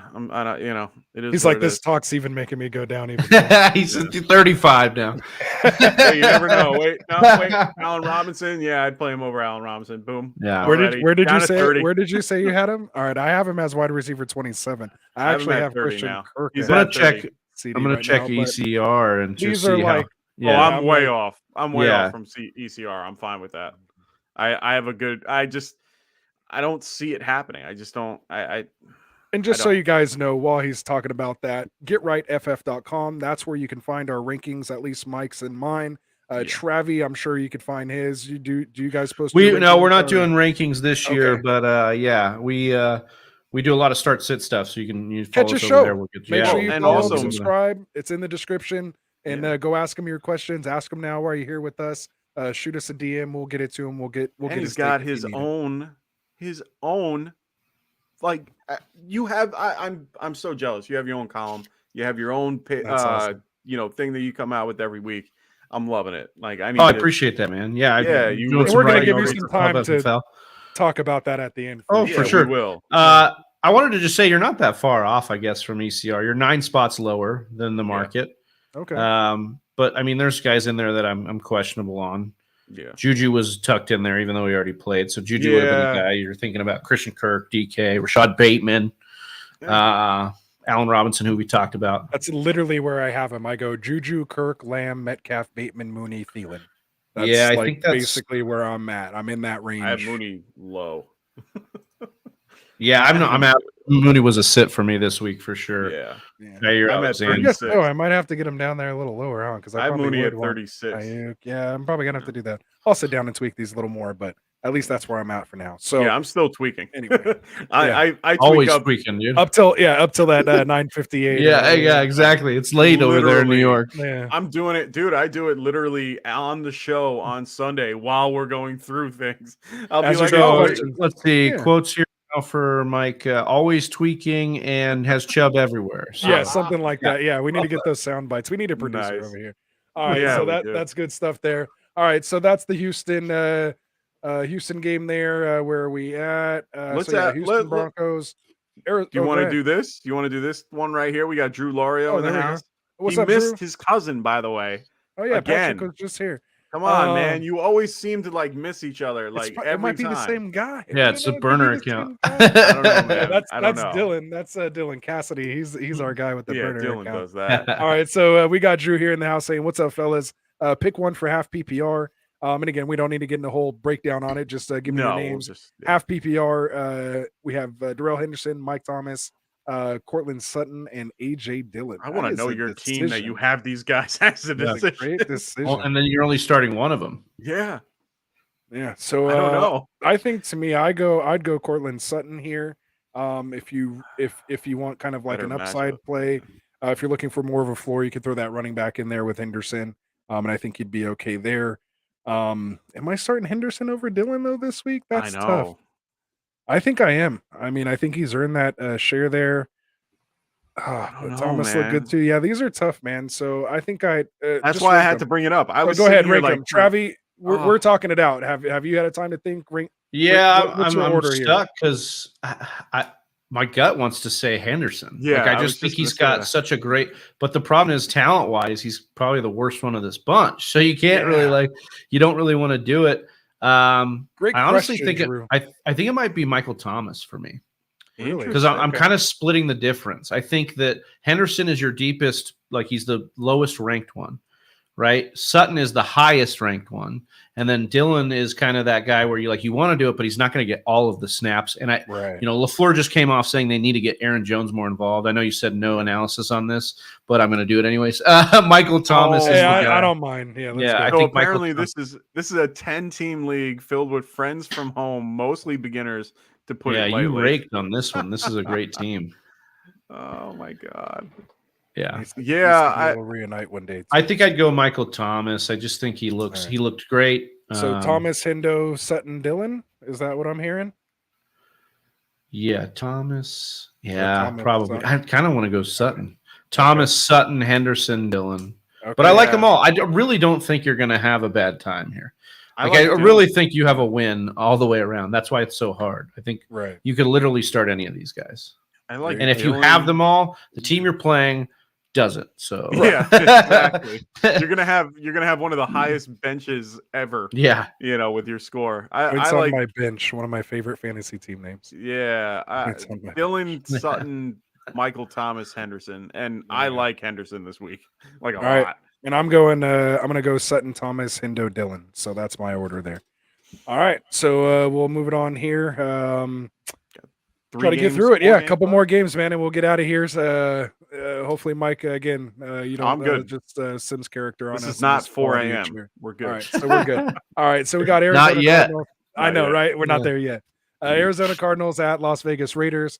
We have the Raiders favored by 5.5, 51.5 point over under. So we're definitely going to see points in this game, or not definitely, but according to Vegas, looks like it. We should. So if the Cardinals can freaking wake up their offense, I guess. Let's start there. Mike, I'll give you the hard one here. The Cardinals. What are we doing? Or I guess maybe they're the easier one. I guess I was just gonna say they're the easier one for me. Overall it's easy. I'm gonna be starting Zach Ertz. He's definitely. We were talking about it before. He's off the injury report. No Rondale Moore. There's no Andy Isabella.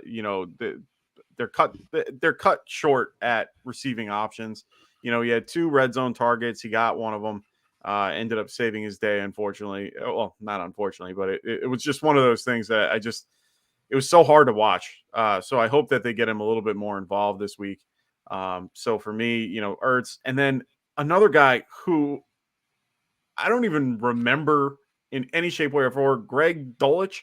Or Dortch, Greg Dortch. Let's go. Yeah, we should just make the all like nobody team. What's it? Richie James, Greg Dortch, Beck. Yeah, it was awesome. Honestly, like these guys produced last week, and they had a huge target share. These guys were running routes, and the QBs were throwing to them. So why not? Like they're definitely going to be involved. He's a tall dude. He's basically. I'm not going to say he's Hopkins, but he's the same prototype size as Hopkins. So maybe that's part of it. Maybe, it's just one of those throw it up to him because he can see him. I don't know. He's got, one guy made a comment that it's the only receiving option that he can see over the top of his line. So, we got to use we can make fun of his height, but it's not wrong. Yeah. That's the only thing I can really say about this. Connor, you can definitely play. I might. Do I dare say Travie, Connor or Harris? That's my question of the day. Connor or Harris? Yeah, it's Najee. Connor. Oh, Najee Harris? Yes. Probably both. I don't know why you'd have him. I guess you would if you went RB No, I'm saying I got a trade offer. Oh, I would in a trade. Who do you want rest of season? I want Connor rest of season. The problem is you should be able to get more for that deal. Like you should be able to get Connor plus, especially after it wasn't a great game out of Connor, but his usage was elite. Okay. Someone's offering me Harris. Yeah, I think if you could get that straight up, it's probably fine. I think I kind of want to. I think I want to stick with the usage is elite either way. I think Najee you get at least. It's kind of better offense. Is it a better offense though? Do we know that? It, though, really? They scored 21 points. He's the best person probably on it. They scored 21 points against the Chiefs. What backups at the end of the game? Yeah, they did better than they got like a garbage time touchdown. The Steelers O line is just the Steelers took the Bengals to overtime, bro. But they're a garbage O line. Mitch Trubisky is elite. No, I'm just kidding. No, Connor Kamara. Oh, rest of the season for Brett. Rest of the season. Yeah, I'd probably go Connor. I'm gonna go Connor, and it's because it's not looking good for him right now. Connor's raising up the boards. Yeah. All right, only slowly. I tell you who I want more. Go ahead. I want more than all of them is Fournette. That's who I would take. Interesting. Over. Yeah, I would take. Okay. I know the offense is better than the Cardinals, and I know it'll probably stay better, even with the line being beat up. Yeah, and I think you're okay with it. Some lines, and I think in this case, Tampa Bay could actually end up being a good running team, but not a great pass blocking team. It could end up being that way with the line. So that's where I think there's outs with it. Plus, Fournette just looks great too, and he catches passes. He did. He looked great. Connor did not look very good. Eno Benjamin gained more on less touches than him in that game. So that's just. I'm a little concerned that Connor is the prototypical dead zone back, and that we could see the end of his kind of peak there. But anyways, I wanted to get back to the pass catchers. You're talking about Dortch, and I think Dortch is kind of playing this this slot role, the Rondell Moore role. And so as long as Moore's out, like there could be some usage here to your point. And he's got the low A dot kind of like Moore was, so working in the slot there. I think Marquise Brown is locked in at like wide receiver 1 usage or fringe wide receiver 1 usage. Can he get home on it? That's what scares me. I think he will because the Raiders secondary got torched by the Chargers. So I think that we can see that happen. Oh, he's a little guy. Easily. I thought he was big. He's a little slot guy. Yeah. 5'7", 180. Yeah, I thought he was. He doesn't have the speed, and that's kind of why he's a sit down in the zone kind of slot guy. But yeah, he's a little tiny guy. Yeah. Oh wow, I thought Greg. Just want to honorable mention AJ Green, who Classic was real big on. AJ Green. 2 receptions for 13 yards. Just throwing that out there with nobody in the game. Yeah, like nobody in the game. Thanks. So Thanks for reminding me. I think you could just drop him. So I was trying to tell you earlier. I already did. That's okay. All right. Good. All right. So, anybody else here on this Arizona side of the ball? I mean, we're starting Kyler. We're starting Ertz. Are you starting Hollywood. Yes, you're starting Kyler, Mike. Yeah, come on. You're going to start Wentz over Kyler now? I was going to say, I'll rage quit this show, Mike. I will. I'll do it. Do it. Wait a minute. Am I going to be going into my rankings right now and putting Wentz above him? Yeah. Oh my God, dude. There's no way. I have Murray at 6. I'm not trying to like cause issue. I'm just trying to, it's a valid question. I have Murray at 10. You said I'm last lower week, than Murray. You wanted to sit Murray last week. I did that as your thing. I had it. That was Just my hot saying. take for last week. It was. And if it wasn't for that garbage time touchdown, I would have been on it. All right. Anyway. All right. So I do have him as my QB 10 this week, Kyler. But we're starting him. We're starting Ertz. You're starting Hollywood if you drafted him there. These other guys, just hold on to him. Greg Dortch, nice little stash. Just keep your eye on him on these guys. Obviously, D-Hop coming back after a 6-game suspension. So let's just see how we kind of play things out there. And Connor's a must start.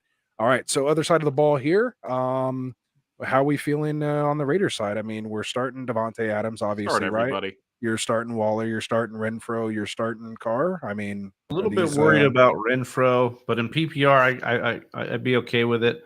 Okay.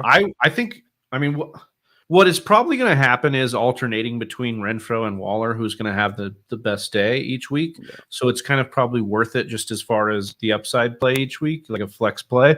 But I do think that there is an out where it is Waller, and I was wrong in the offseason. I thought it would be Waller would be the odd man out, but he looked good, and they looked to scheme him things up. And McDaniels loves his tight end, man. He also loves, the short white slot receiver as well. But, we've seen Aaron Hernandez and Gronk get open, and they were down the field kind of big tight ends that could make it happen in this offense, even as Hayden Hurst last year, or not Hayden Hurst, Hunter Henry last year. So I think that there's a path for Waller in this offense, and they looked aggressive. I need to see him get right outside of just Adams. Yeah, exactly. Get right fantasy. You know what I mean? Use a promo code. Get right. There it is. I want to see it. I want to see it used. I want to see this offense get to another level, and this is a nice matchup for them. If I hadn't have put Kirk Cousins as like my start this year, I think Derek Carr would have made it as like a close. Oh, set. Me too. Those two were the two that were my dark horse guys to be the in the top 10. That could, I said it last year that Kirk Cousins would be in the top 12, and he got right in at 12. So I was lucky on that. Well, actually, no, I think he was 10. Anyway, so my question to you with Darren Waller or Dalton Schultz? I would go Darren Waller. I like tight ends that are playmakers. I like tight ends that get down the field. Dalton Schultz to me is basically a Jag on a franchise tag that, he's just kind of PPR. Yeah, he's going to soak it up. But terrible for his franchise tag. I didn't even think about that with Dak getting hurt. That's going to destroy that. That's my question. We'll see. So with Darren Waller, he's going to be going against guys like Isaiah Simmons. He's going to be going against guys like Budda Baker. I'm not saying that they're not like my whole thing is the matchup that they're going to have, and I understand that he could probably exploit a guy like Budda because he's twice the size of Budda. But they might put guys like Isaiah Simmons who can play a hybrid role in that linebacker, and he has elite speed, and he's a tall dude. So for me, it's one of those: do I play the matchup or do I play how do I play that? Because I actually have both. I'm trying to figure out who I'm playing. I have Schultz as my guy. It's a PPR league. Yeah, I mean, ask Travis Kelce what he thought of Budda Baker and Isaiah Simmons last week. Not Kelce. Ask the Chargers tight ends even too. Like Everett got home. No, you were right on it. You were right on Kelce. Oh yeah, Kelce. Sorry, you were talking about Cardinals. It's getting late. Sorry, but that's exactly right. I think Kelce, and I'm not saying that Kelce isn't better than Waller, but at least Waller's in the archetype of someone who can win one-on-one. Oh, I completely agree. He is a guy that's going to get down the field. And there was that play against the Chargers last week. That's why I was thinking Chargers. Because he got down the seam, and it was just like a chunk play. I don't know, 30, 40 yards. Chargers, yeah. And I was just like, oh, man, Waller looks good. And I had a lot of Waller last year, so maybe I got burned and got a little off Waller. But I'm excited about what I saw out of Waller week 1. You know what? Just for you, Travi. Hey, yeah, I love it when you go a little upside, man. No, this is what I'm gonna do. I'm gonna change my lineup. I had Schultz in. I'm gonna take him out. I'm gonna go Waller over Schultz. We have a it's getting late because we got a Gritty Mike sighting now. Yeah, we got Gritty Mike. Yeah, I thought why not? And I'm actually facing the guy I'm facing this week. I'm facing him in 2 leagues. So yeah, we're gonna call it Dirty Mike and the boys here. Mike. Yeah, there it is. They used to call me Red, so it's one of those Dirty Red. Yeah, there you go. Big Red. If you don't chew Big Red, then fuck you. God. Oh my God, that's my favorite line in Talladega. Oh man, that's good. All right, man. So that wraps up. That wraps up the afternoon games, guys. We got 3 more left here. We got the Sunday night game. Chicago Bears at the Green Bay and we Packers. already talked about half of these guys. We did. So this one should be quick. We have the Packers favored by 10, 41.5 point over under. Obviously, question marks with Aaron Rodgers. What are we doing with Lazard if he plays? Obviously most people are starting kind of Aaron Jones and AJ Dillon. We've been, comparing Dillon to a lot of guys here tonight. But if you need to start them, depending on your build. And obviously Bears on the other side of this, what to do with Mooney, Fields, Kmet. So talk to me a little bit about this. Travi, go ahead and tell us. Yeah, so this is going to be interesting as a Packers fan, as a fantasy football fan, what we get out of this offense, because we saw some things. I think if Christian Watson catches that touchdown pass, it's a totally different game against the Vikings.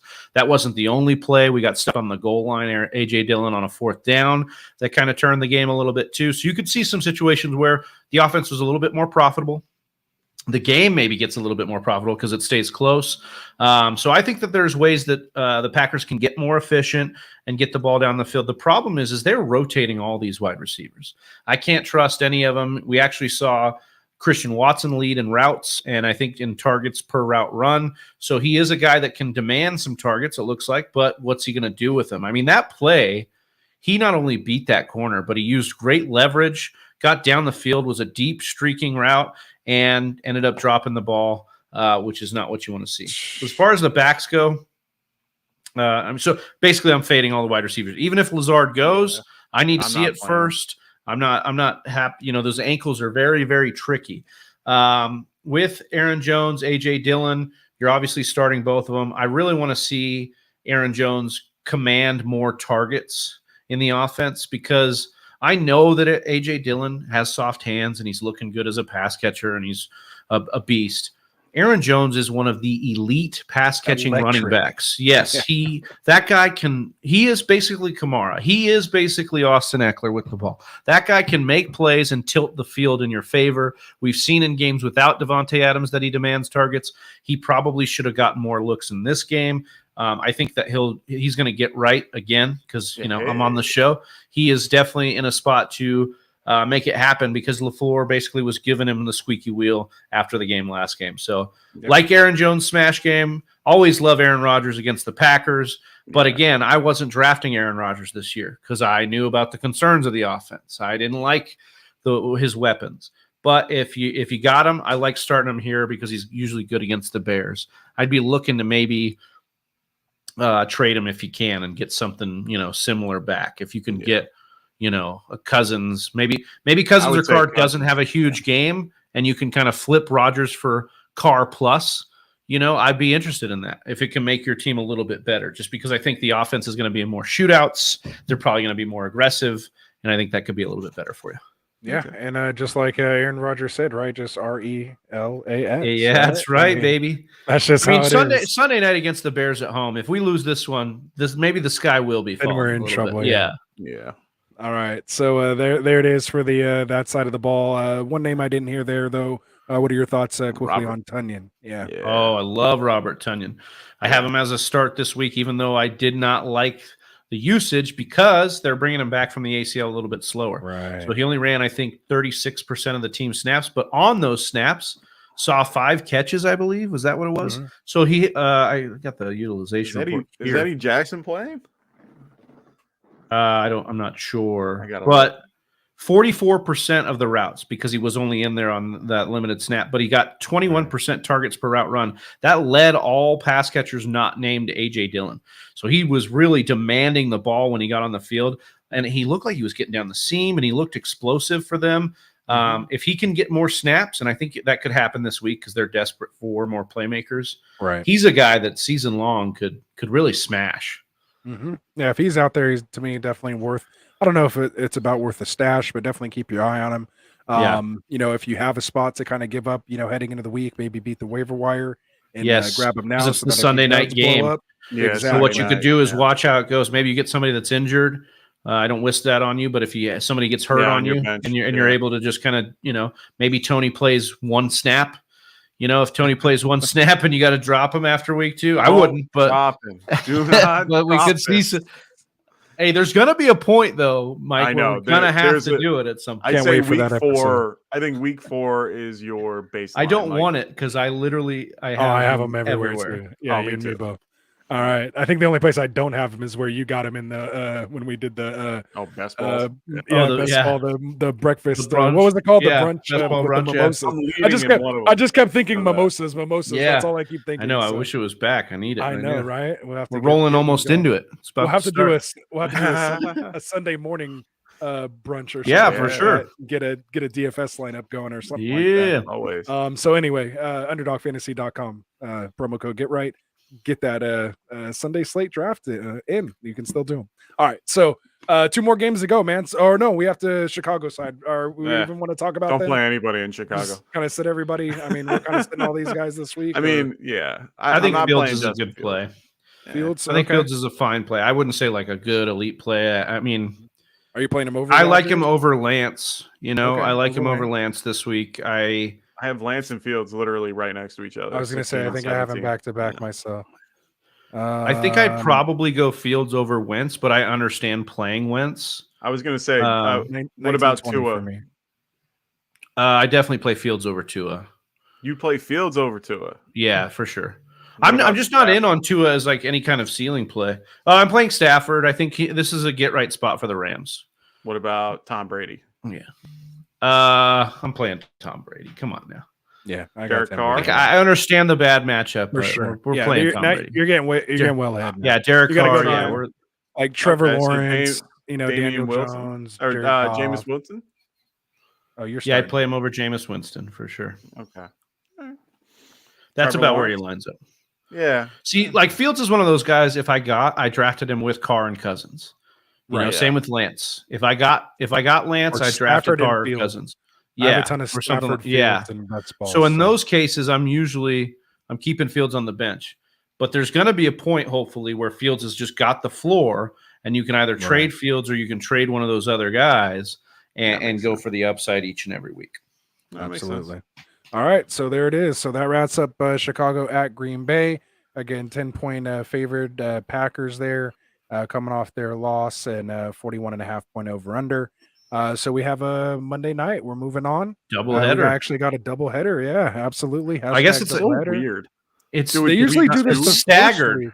Yeah. They usually do it the first week, and they at least give you time to watch both. Well, this time they're putting it literally right next to each other. Yeah, like an hour and 15 apart. I hope they're at least off, so like you can at least flip back and forth or something. I don't know. It's terrible. Yeah, we'll be on the watch party on Monday, and we'll probably have to do a dual screen for it, just because I mean, I don't know how else we're going to do it. It'll be similar to Red Zone, I guess. They did this last year in I think the division playoffs, or like one of the playoff games they did it, or like week 16 or 17. They did like I remember it was like a Philly game, and then there was a Rams game, and they did them like within an hour of each other, and they put them on separate coasts. And if you were East Coast, you watch East Coast. If you were on West Coast, you can only get West Coast. And I was just sitting there like, I don't give a shit about this. I think it was like the Commanders versus the Eagles. And I'm like, I don't give a shit about this game. I want to watch the other game. It was like Rams versus Bills or something like that. I'm like, I want to watch that game. I had to find a way to get it. It was a pain in the ass. Very, very well set up. But either way, they got the Titans versus the Bills. We get to see the Bills here come back after. It's crazy. They're going from a Thursday night to a Monday. That's they get the lucky race. Yeah. They don't play a Sunday game until week 3, I guess. So must be nice to be the Bills. So favored by 10, 47.5 point over under. A lot of guys here, obviously on the Bills side. I want to get your thoughts here, guys, on guys, like Singletary, like Moss, what to do with James Cook. And I want to hear about, McKenzie. I want to hear about, these other guys, Crowder, do we have a Crowder sighting? Is he worth getting in there, stashing? Or again, we're not really talking basically rest of the season, but tell me more for this week or any of these guys finding your lineup. Go ahead, Travi. Yeah, Davis, Diggs, obviously in my lineup. Yeah. Davis is one. I think you're going to end up playing for the upside every week, kind of like a Mike Williams. Do it. You're just going to have to plug it in for a touchdown every week because that's his upside. And then he's got multiple touchdown in his upside too. You would have liked to see him get more targets. But again, 16.4 ADOT, so he's down the field. And his targets are all third down and touchdown. That's it. They're fantastic. They're saturated in points. They're very lucrative targets. So that's what you like. You don't like that it's only 16% of the targets. Stephon Diggs, dominating that. But honestly, Jalen Ramsey had a bad night. So I think that Josh Allen just went at Jalen. I mean, you saw Josh Allen basically hump Jalen Ramsey in the face, like when he got up off that sack. So I think that's something to be looking at. McKenzie and Crowder are interesting. Both of them are. They both looked great, but they played, McKenzie was, excuse me, was only in on 55% of the routes. Yeah. Crowder only in on 32%. So they're just eating into each other. We need one of them to solidify. I don't mind taking darts on either in your line, like in your bench to stash. One of them should emerge. And Dawson Knox is close to being a bench for me, like a fade. This is the last chance really for me. I think his upside in the offense keeps him on your roster a little bit. But if he doesn't get home here, if we can't see him get a little bit more involved, more than 8% targets, we need a little bit more out of you there, Dawson Knox. But yeah, that's kind of where I'm at. I like what Mike said there. Start Singletary. I think after the Moss fumble and the Cook fumble, we're going to see Singletary get even more workload. And we'll see what happens with Cook. He's still a stash for me, but maybe 1 to 2 more weeks of stash and Cook until we probably have to cut bait. For me, I'm cutting bait on him already. I mean, you could already just tell the usage. I mean, for me, Devin Singletary is just one of those guys that I'm going to start if I have the ability to start him. He's in a good position. I mean, we saw what Barkley did, and I'm not saying that he's Barkley in any shape, way, or form, but I think that he's better. I think that I do think that the Bills have a better offense to open up more holes. Now, the biggest variable in all this is Jeffrey Simmons in the middle. I mean, Jeffrey Simmons ate up the Giants' middle of the line and literally would stop plays in the middle. But, if you can get to the outside and stuff him into the middle, you have and Singletary's the guy to do that. Like Singletary can go to the outside and cut that. I'm really high on him. Of course, I'm high on Gabe Davis, of course. I mean, Jesus. I mean, the other thing that I kept noticing, there you go. That's all you need. But beyond that, he tends to go in on many plays that Diggs. If you watch the games, Diggs will catch like 2 balls, and then he'll go right to the sideline, and Gabe is in there for most of the plays. Yeah, Yeah, Diggs was tapping himself out. He was only in on 79% of the routes. Gabe Davis was in on 100% of the routes. Yeah. He ran on every drop back that Josh Allen was in on. Younger. That's elite usage. He's younger, and he's definitely one of those guys that you can see that is just his arrow just keeps going straight up, and it's one of those where you got to it's so hard if he's on your team not to use him in some capacity, even if it's a 2 wide receiver league. You want to have him in there. Like it just. Yeah, the upside's too good each time. I want to make one more note on Singletary just because I think his usage is a little bit concerning. Even with the fumble late in the game, he only saw 60% of the snaps. He only got 40% of the rushing attempts. Moss got 30%. Like, that's gross. I don't want to see that kind of split. Now, I do think there's an out for Singletary. Like I said, I think Moss fumbled late in that game, so we could see them go. If you remember last year, once was it Singletary that fumbled early in last year, and then they abandoned the run game for like 3 weeks. Yeah, it was actually. And then late in the year, Singletary came back on, right? And they started giving him the ball. Moss was inactive. Moss played for like 60% of the run, and then then it switched because Moss got hurt, and then they put him into a healthy scratch near the end of it. Yeah.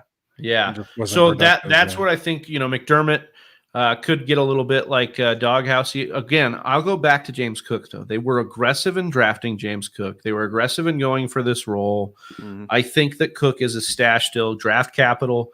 He's electric. He's got pedigree, obviously, Dalvin Cook's brother. I think if you've got the bench spot and you're one of those anchor RBs and you're waiting for those, that stash, obviously I would have dropped him, for Jeff Wilson if I needed it and I was RB thirsty. But I think James Cook is a guy I'm holding on to, similar in the Kadarius Toney vein of guys that can win you your league down the stretch if something breaks right.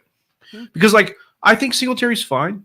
I think he's a coach's pet kind of guy. Like, he's going to do all the things right you need him to do, but he's uninspiring. Like, he's not going to go and this is a contract year for him. That's why he's trying to play as hard as he can. I mean, they're not going to re-sign him. He's well, he's trying to play for his contract next year. His second deal for sure. Yeah. I feel that, but all right. Bills want the Super Bowl. They want to make plays. They want to beat good teams. You know what I mean? Right. Yeah, definitely. And Titans side of the ball. What are we thinking there? Is Tannehill worth a start in super flex leagues? And obviously we're starting Henry, but mainly are we? I'm just hosting here. This is on you guys. I'm throwing it out there. I'm going to throw this out there. Are we starting Henry? And then let me hear about thoughts on Burks. And Nick Westbrook and Kenny Phillips, and are we taking flyers on these kind of guys? Or Kyle Phillips? I apologize. I like Kyle Phillips, but he's hurt. Go ahead. Tell me about it. No, I love what he did. I mean, Kyle Phillips he was their main target guy compared to someone like Robert Woods, who literally caught nothing. I mean, not nothing. He caught 1 out of 2. But I mean, Kyle Phillips looked pretty interesting. And for those who don't know the story about Kyle Phillips, I mean, this kid was a first-round potential guy. He ended up sitting for the 2 years and then came back and, got drafted a little bit later than he should have. But he was a first-round talent, and this kid is coming back now. I really do like this kid a lot. I picked him up in one of my leagues. I think I just dropped him, but I picked up someone just to stop him from somebody else.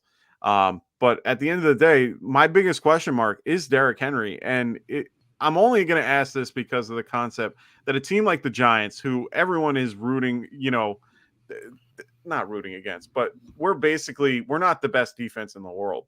We stuffed him for 80 yards, and he was basically just didn't have a Derrick Henry type day. The Bills are twice the answer is yes, Mike. I'm just cut you off. No, he's human. The answer is yes. You're starting him. All right, so moving on. I'm starting him in my league. I'm just asking. You're not sitting him for Jeff Wilson or anything. We're not getting that cute in week 2. Just because he had 21 carries for 82 yards. He still had 21 carries. We know Derrick Henry gets stronger later in the game, later in the year. That's going to turn into 21 carries for $159 and 3 touchdowns. And that's the hope. Just keep starting him. You're not. But again, you're not Buffalo Bills, who have a strong D. That's my question. Throw him out there. He's one of those guys. You know who else has a strong D? I do. Derrick Henry. Because look, like last year, we thought we were like, oh, the sky's falling, right? Derrick Henry, he only got me 10 PPR points. He only got me 58 rushing yards. The next week, he got 35 carries for 182 yards and 3 touchdowns. Preach, Travis. When he played Buffalo again, like we talked about it, 143 yards and 3 touchdowns. Like again, like this guy, we can doubt him all we want. Hilliard's banged up, so they may not even use Hilliard in the red zone or even play at all. He vultured 2 touchdowns on low snaps against our guy Henry. Henry should have a bounce back game, and he's the only Titan I really want to get in on this lineup. They're rotating. Even Phillips, who I agree with you, Mike. I think he's interesting. I think he's worth a stash. Especially he's definitely a stash. Yeah. 46% snap share, but that's intriguing. You got 46% snap and got 9 targets. That's good, dude. You're good at football. Hunter Renfro's little brother, a.k.a. Kyle Phillips, looking. I was going to say, we were just talking about that, right? Yeah. So I think he's definitely worth a stash. I think Treylon Burks is somebody to keep an eye on, especially if Hilliard is going to miss time, because they could start scheming more stuff up for Treylon Burks. But again, in this game, it's going to be hard to tell me. I mean, this would be a game you'd want because they have to throw back into Buffalo most likely, Yeah. But I don't know if I can suggest anyone because they're all kind of rotational guys right now. I agree. Mm-hmm. Yep. So there it is. And anything else on that side of the ball? Are we done with this game here? No, I think we're good here. Yeah. All right. So we'll get it done here. Then we'll get to you guys' last couple questions here. Hang tight, and then we'll wrap it up and hopefully get out of here before 3 hours. So I guess it's better than 4 hours, which isn't too bad. So here we go, man. Minnesota Vikings at Philadelphia Eagles. Eagles are favored by 2, which is crazy. Yeah. I mean, I guess not crazy, but I mean, hey, I guess Eagles they're at home, good. So it's like it's a little bit less than a pick 'em because you usually give yeah. So 50.5 point over under is what we're showing here. We use MGM for our lines here through PFF, I think, and they're kind of all the same. But who we starting in this one? So Eagle side of the ball, let's start there since they're a little more intriguing. We have Jalen Hurts, we have Miles Sanders, Kenneth Gainwell, Boston Scott, and then for the receivers there, what to do with Devonta Smith. Puts up a 0 last week. Obviously, AJ Brown is probably a no-brainer start there. Yeah. And Goddard, kind of a disappointment, based on what we kind of thought. But we knew stuff was going to go to AJ Brown. So tell me what you guys think here about the Eagles side of the ball. I mean, Miles Sanders, he might be a really good play here. They did, Minnesota did hold guys like, Aaron Jones and AJ Dillon and held that rush offense a little bit to start, last week. They are, honestly, to be completely honest, the Philadelphia Eagles, their O-line is probably one of the best in the league. They're going against not the best line in, the best D-line for Minnesota. I like it. I like this matchup. He was 7.4 yards per carry last week with 13 carries. Come on. Like he looked good. They wanted to use him. He was the second best rusher on the team other than Jalen Hurts because, of course, Hurts is going to get more.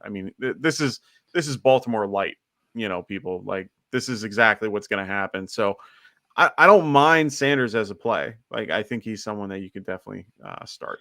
Yeah, it was encouraging, right, to see what he got last week. 51% of the snaps, so he led all the running backs. He led them all in rushing market share. He led them all in route percentage. So he was definitely a guy that was out there. The problem with Miles Sanders, this game, it may not matter because it's a massive over-under. I think he's a good bet to get in there. But they will literally run Hurts, Gainwell, and Boston Scott in the red zone. And they did it again against the Lions last week, and they'll probably do it every week. And that is concerning. That means you need another blow-up game here, and then you sell the shit out of Miles Sanders. Yeah, no, you're right. I think it's like a poor man's version of CEH, in my opinion, because at least with CEH, you can make the case that he's probably the first option at the running back position to go into the red zone, even though we've seen the other guys score. That's what I was just going to say was, at least they gave Sanders that first touchdown. And to me, that was so promising to just break that whole 0 touchdown thing from last year. So, but then it's like, if he doesn't score on the first drive, then does he get another chance? That's the concerning part for me. To pivot to the wide receivers, I like Devonta Smith and I like Goddard, but I think it's a similar thing to the Raiders where it's going to interchange weekly who is going to be the other guy. Okay. Hurts was kind of shaking off rust. These starters didn't play a lot in the preseason. I made that caveat on our show on Wednesday. Like, this was preseason game. Like, this was week 4. Yeah, like, whereas the Lions, you saw the Lions kind of were a little sharper because they played a lot of their starters in the preseason. Agreed. So I think that's part of what's at what happened here with Devonta Smith. So I'm willing to roll him. I mean, this game is saturated in points. It's one of only 3 games on the slate this week over 50 points. Yeah. So we love that. Yeah, I'm fine with all of your guys on the Eagles side of the ball. And if I could just say on the Vikings side of the ball, I just want to see what the hell Justin Jefferson is going to do next. I cannot wait to watch this guy play some more. I mean, he is absolutely epic. And I'm so glad. This is going to be a test of what he can do, because this secondary for the Eagles is one of the best in the league. And it's very underrated because they have James Bradbury, Darius Slay, you know, they got Gardner Johnson in the slot, like 3 of the best that you could possibly think of. And they're all really good at man, and they have a really strong defensive line. That defensive line is scary. Jordan Davis with Fletcher Cox, and if Brandon Graham comes back, that's going to be really a huge testament to that whole line. I mean, honestly, I think this is going to be one of his biggest tests. I mean, the only guy that I'm not saying don't start him if it would be Adam Thielen, and it's only just because of the matchup. He's going to be going against one of the best corners in the league, and I would just lower my expectations. I'm not, don't think he's going to put up the projection that he 200 yards again. Yeah, like you're not going to see the 200-yard mark. Like he's going to have maybe 6 catches for 30 yards. Touchdown. Huh? I'm going to say 120 touchdown for Jefferson. Oh, for Jefferson, I'm saying. Oh, who Thielen. are you talking about? Oh, I was saying Thielen. I'm like, I missed the switch over. My bad. No, Thielen might be 4 for like 30 or 6 for 45. Like he's not going to go that high. He's not going to have that type of game, in my opinion. And another guy I'm saying is probably Irv Smith. I mean, oh yeah, I think Irv Smith could probably be dropped. Yeah, and honestly, they had a guy. I don't even know the guy's name. I don't even know who the guy is. Munt. Yeah. Yeah, come on. What is that dude's name? Johnny Munt. Yeah, Johnny Munt, and got 3 for 3, and he had more. He was actually on the field way more than Irv Smith. Now, maybe it has to do with the thumb that he is still recovering from. I mean, people have to realize that any surgery or any trauma whenever you get anything done, it always involves at least 2 surgeries, and that you're gonna have some trauma from it. It's gonna take you a minute to get back into the game. Like, that's what I don't understand. I love Irv Smith. I took him in Scott Fishbowl. I wish he wouldn't have got hurt.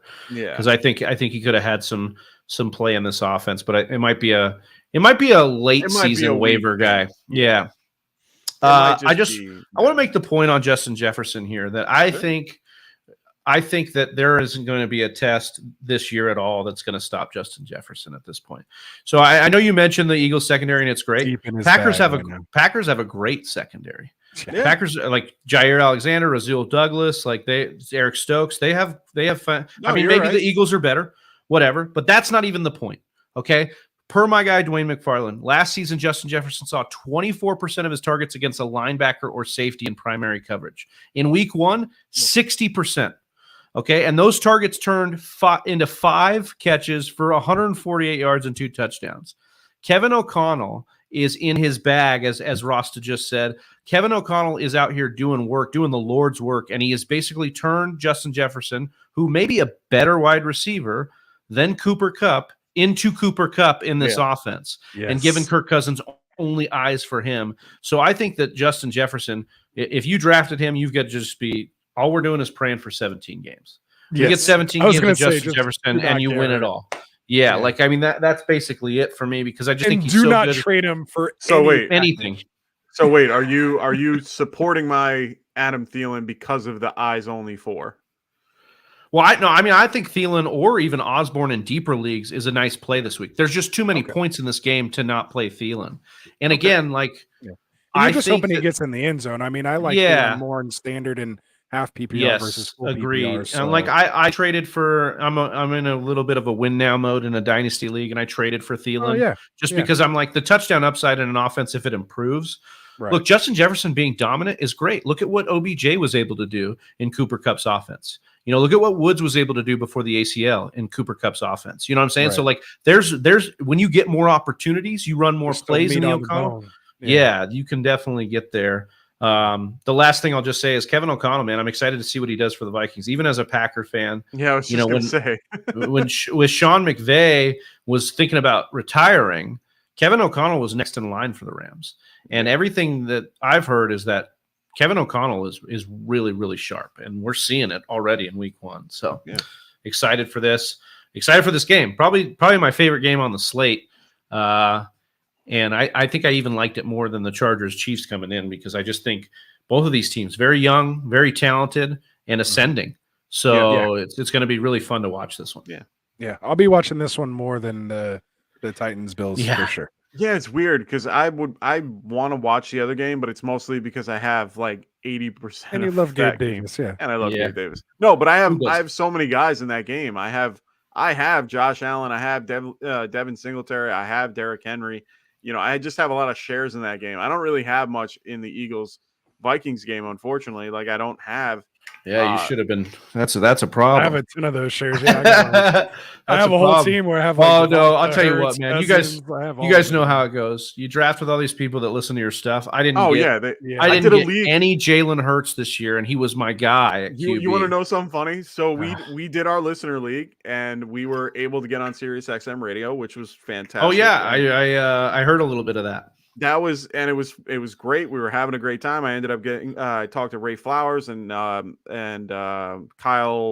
Elflick. I got his name wrong. I'm sorry, buddy. But either way, I was talking about my team and they're like, well, you did a couple things. And I drafted ETN. The whole year I've been like bashing the guy, and I drafted Lamar Jackson.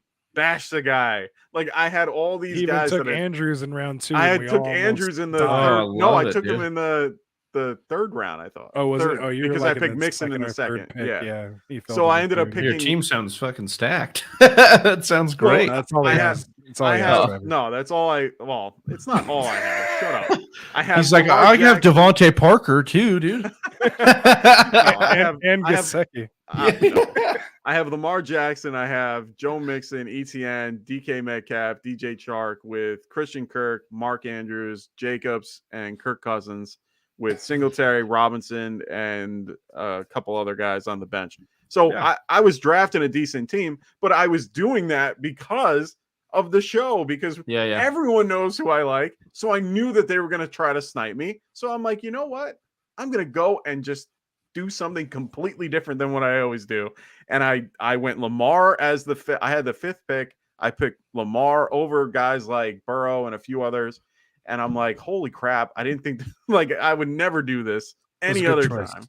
Yeah. It was a great choice. Lamar's that's another guy who's going to blow this year. Yeah. I got him. I have a ton of Lamar and Hurts this year. I don't know why. And I'm usually the anti-running quarterback kind of guy, but for whatever reason, I drank the Kool-Aid this year. So but those are good ones. Dive into analytics, and it's it's just too good. Yeah, it's too good. It's really the best when it's a 4-touchdown passing. If it's a 4-point passing touchdown, then the advantage is just, especially for a guy like Hurts and Lamar, because they run in the red zone. Didn't we do 6 passing touchdown? I mean, even then it's great. They do their floor is good, but you get the Hurts scored like 26 points and pretty basic. Hurts is about. All he did was Eagles to win the NFC East and Hurts to win MVP are great future bets that I placed a couple of those that I think. Yeah, I mean, I just think if you win the division, you got a good shot, at least of being in the conversation. Of course. Awesome. So Stranded on Second, thank you so much. Thanks for the info tonight, guys. It really helped with those who are first-time players. Yeah, anytime, man. We're here every Sunday morning. We'll be back here at 11 a.m. every Monday, every Wednesday, every Friday. We will be here to help you with your constructed team, help you build and keep that team the way that you need it to help you win your championships all year long. Roll those sleeves up here, baby. Hell yeah. Get right. Put it in work and get your lineups right. So there it is, man. So we finally made it. Just under the 3-hour mark here, but I am going to give the rest of the time here and the floor to our guy here, Big Trav. So tell the people here and get right, a little bit about you, who you are, where they can find you, and what you got going on and coming up here in the fantasy world. So take it away. Yeah, for sure. I'm Big Travie. Come on the show a couple times with these guys. They're great, great people. I appreciate you guys having me. What you guys got going on here with the Get Right fam. They're all great people in here. I know there's some crossover on our channel, but you can find us, The Fantasy Whispers, over on YouTube. Search The Fantasy Whispers or youtube.com/The Fantasy Whispers. On Twitter, it's at TF Whispers. And we're putting out threads on the weekly, man. We've got waiver wire threads. We've got start sit threads. I'm going to start putting out some underdog bet slip threads. Nice. We have got the waiver wire, or I do a start sit column for Club Fantasy FFL every single Thursday, Friday.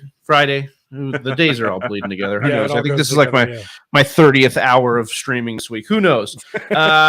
Today. But yeah, basically what a lot of what we're doing with the YouTube channel is watch parties, especially during the season. So we're going to be on Monday night watching the game with you, building bet slips, rooting for over-unders, rooting for receptions, stuff like that, all through Underdog. You can obviously use the promo code GETRIGHT to get that deposit match. And we'll get over there and we'll start rooting for players that you need, rooting for all the things that you need for the bet slip, and then we just have fun. And we're bringing guests on all over the industry all the time. We got a waiver show on Tuesday. We've got a news and notes show on Friday, and then Sunday we do the morning lineup show, and then that bleeds into a watch party with Red Zone and stuff like that as well. So DMs are always open. Come hit us up, and at the very least, we'll have a good time and help you get a little bit better at fantasy. There it is. Help you get right, as they say. Yeah. Love the plugs. Dude, we got to do some trademarking. Really name. Yeah, exactly. Turned out to be a really good name. It turned out. For all right. Yeah. Football here. So, no, that's cool, man. We appreciate having you here. Of course, Travie. You're always welcome, man. So whenever you have a Friday night free or Monday or Wednesday or even a Sunday morning, maybe we can get together for a panel one week. I would love to organize a panel. We'll do a little crosstalk. 9 of us and just get all these start sits going on simul stream. But that might be too much to pull off. But we'll see what we can do. We'll try it. We'll see how it works out. But yeah, man. So again, a lot of fun. Appreciate you guys. Still got a pretty good crowd for us hanging out here this late for 3 hours. I know a lot of you guys been in here from the first minute. And if not, I know you're going to watch it, in the morning. So we do appreciate that. Again, remember to like and subscribe. Be sure to check out our other kind of affiliates, I guess you would say, we have here under Get Right. Check out the new Check Down podcast coming to you here on Get Right Fantasy. Our guy Cody McGoat's starting his show. I believe they go on Wednesdays or Thursdays now. Wednesday. So they're getting going here, gearing up for the year. And then, of course, you can find WAGMI Fantasy, wagmifantasy.com. Has some great articles and information there. Make sure you sign up for the newsletter. And again, partners here of Get Right. So not doing too much on the YouTube side. He's just mainly into the articles, rankings, projections. Yeah. Check him out on Twitter. Very analytical, a lot of good stuff at WAGMI Fantasy. It's all in the description. Check it out there. And then, of course, come join us in our private sleeper community where you can come in, join it. Again, it's down there in the description. Post pictures of your team. We'll break it down with you, help you construct your roster. It's free. It's kind of just like a Discord, if you will. Yeah. So, we'll get in there. You have direct access to us and a bunch of other minds here in the community. It's not like posting on other sites where you're going to get people just trolling you and stuff like that. We're going to give you good feedback on, and legit takes on your questions that you have that you can confidently roll into Sunday with that information. So, with all that said, I tried to get it under 3 hours, but we just barely went over, but not too bad. Again, Travie, big thanks for hanging out here with us, man. Such a pleasure. Mike, you're probably going to hit the hay here very quickly when we get off, man. But again, appreciate everything, of course, you do here. Always great talking football with you, man. For Dustin, for Frank, we'll see them here next week. And, of course, for all of you guys out there, have an awesome, awesome weekend, man.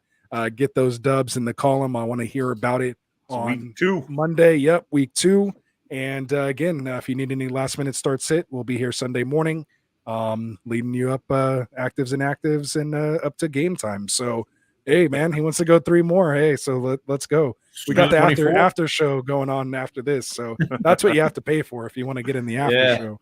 That's a whole different story. Yeah, OnlyFans. Yeah. Get right over OnlyFans. Uncensored, right? We all just take our shirts off after and do a Yeah, why not? Let's go. Let our bellies out. Right. So hey, we got it already. We got shirtless Pat from the Check Down podcast. So we got a guy here doing that. So that's my God, yes, we just got that. Yeah, no, so that's awesome, man. So we got a little bit of it all. Again, make sure you follow Dynasty Pylon, man. Great IDP stuff. Martin's great. Again, follow Travi over there and the guys over at the Fantasy Whispers. Got too much love, man. A lot of people that help us get to where we have been and just help bringing you this content. I hope you guys are enjoying it. So to end the longest outro ever, we'll end it here. Mike, cue it up. Again, for all of us here, man, have a great Sunday, and we'll see you guys Sunday morning. We're out. Peace. Later.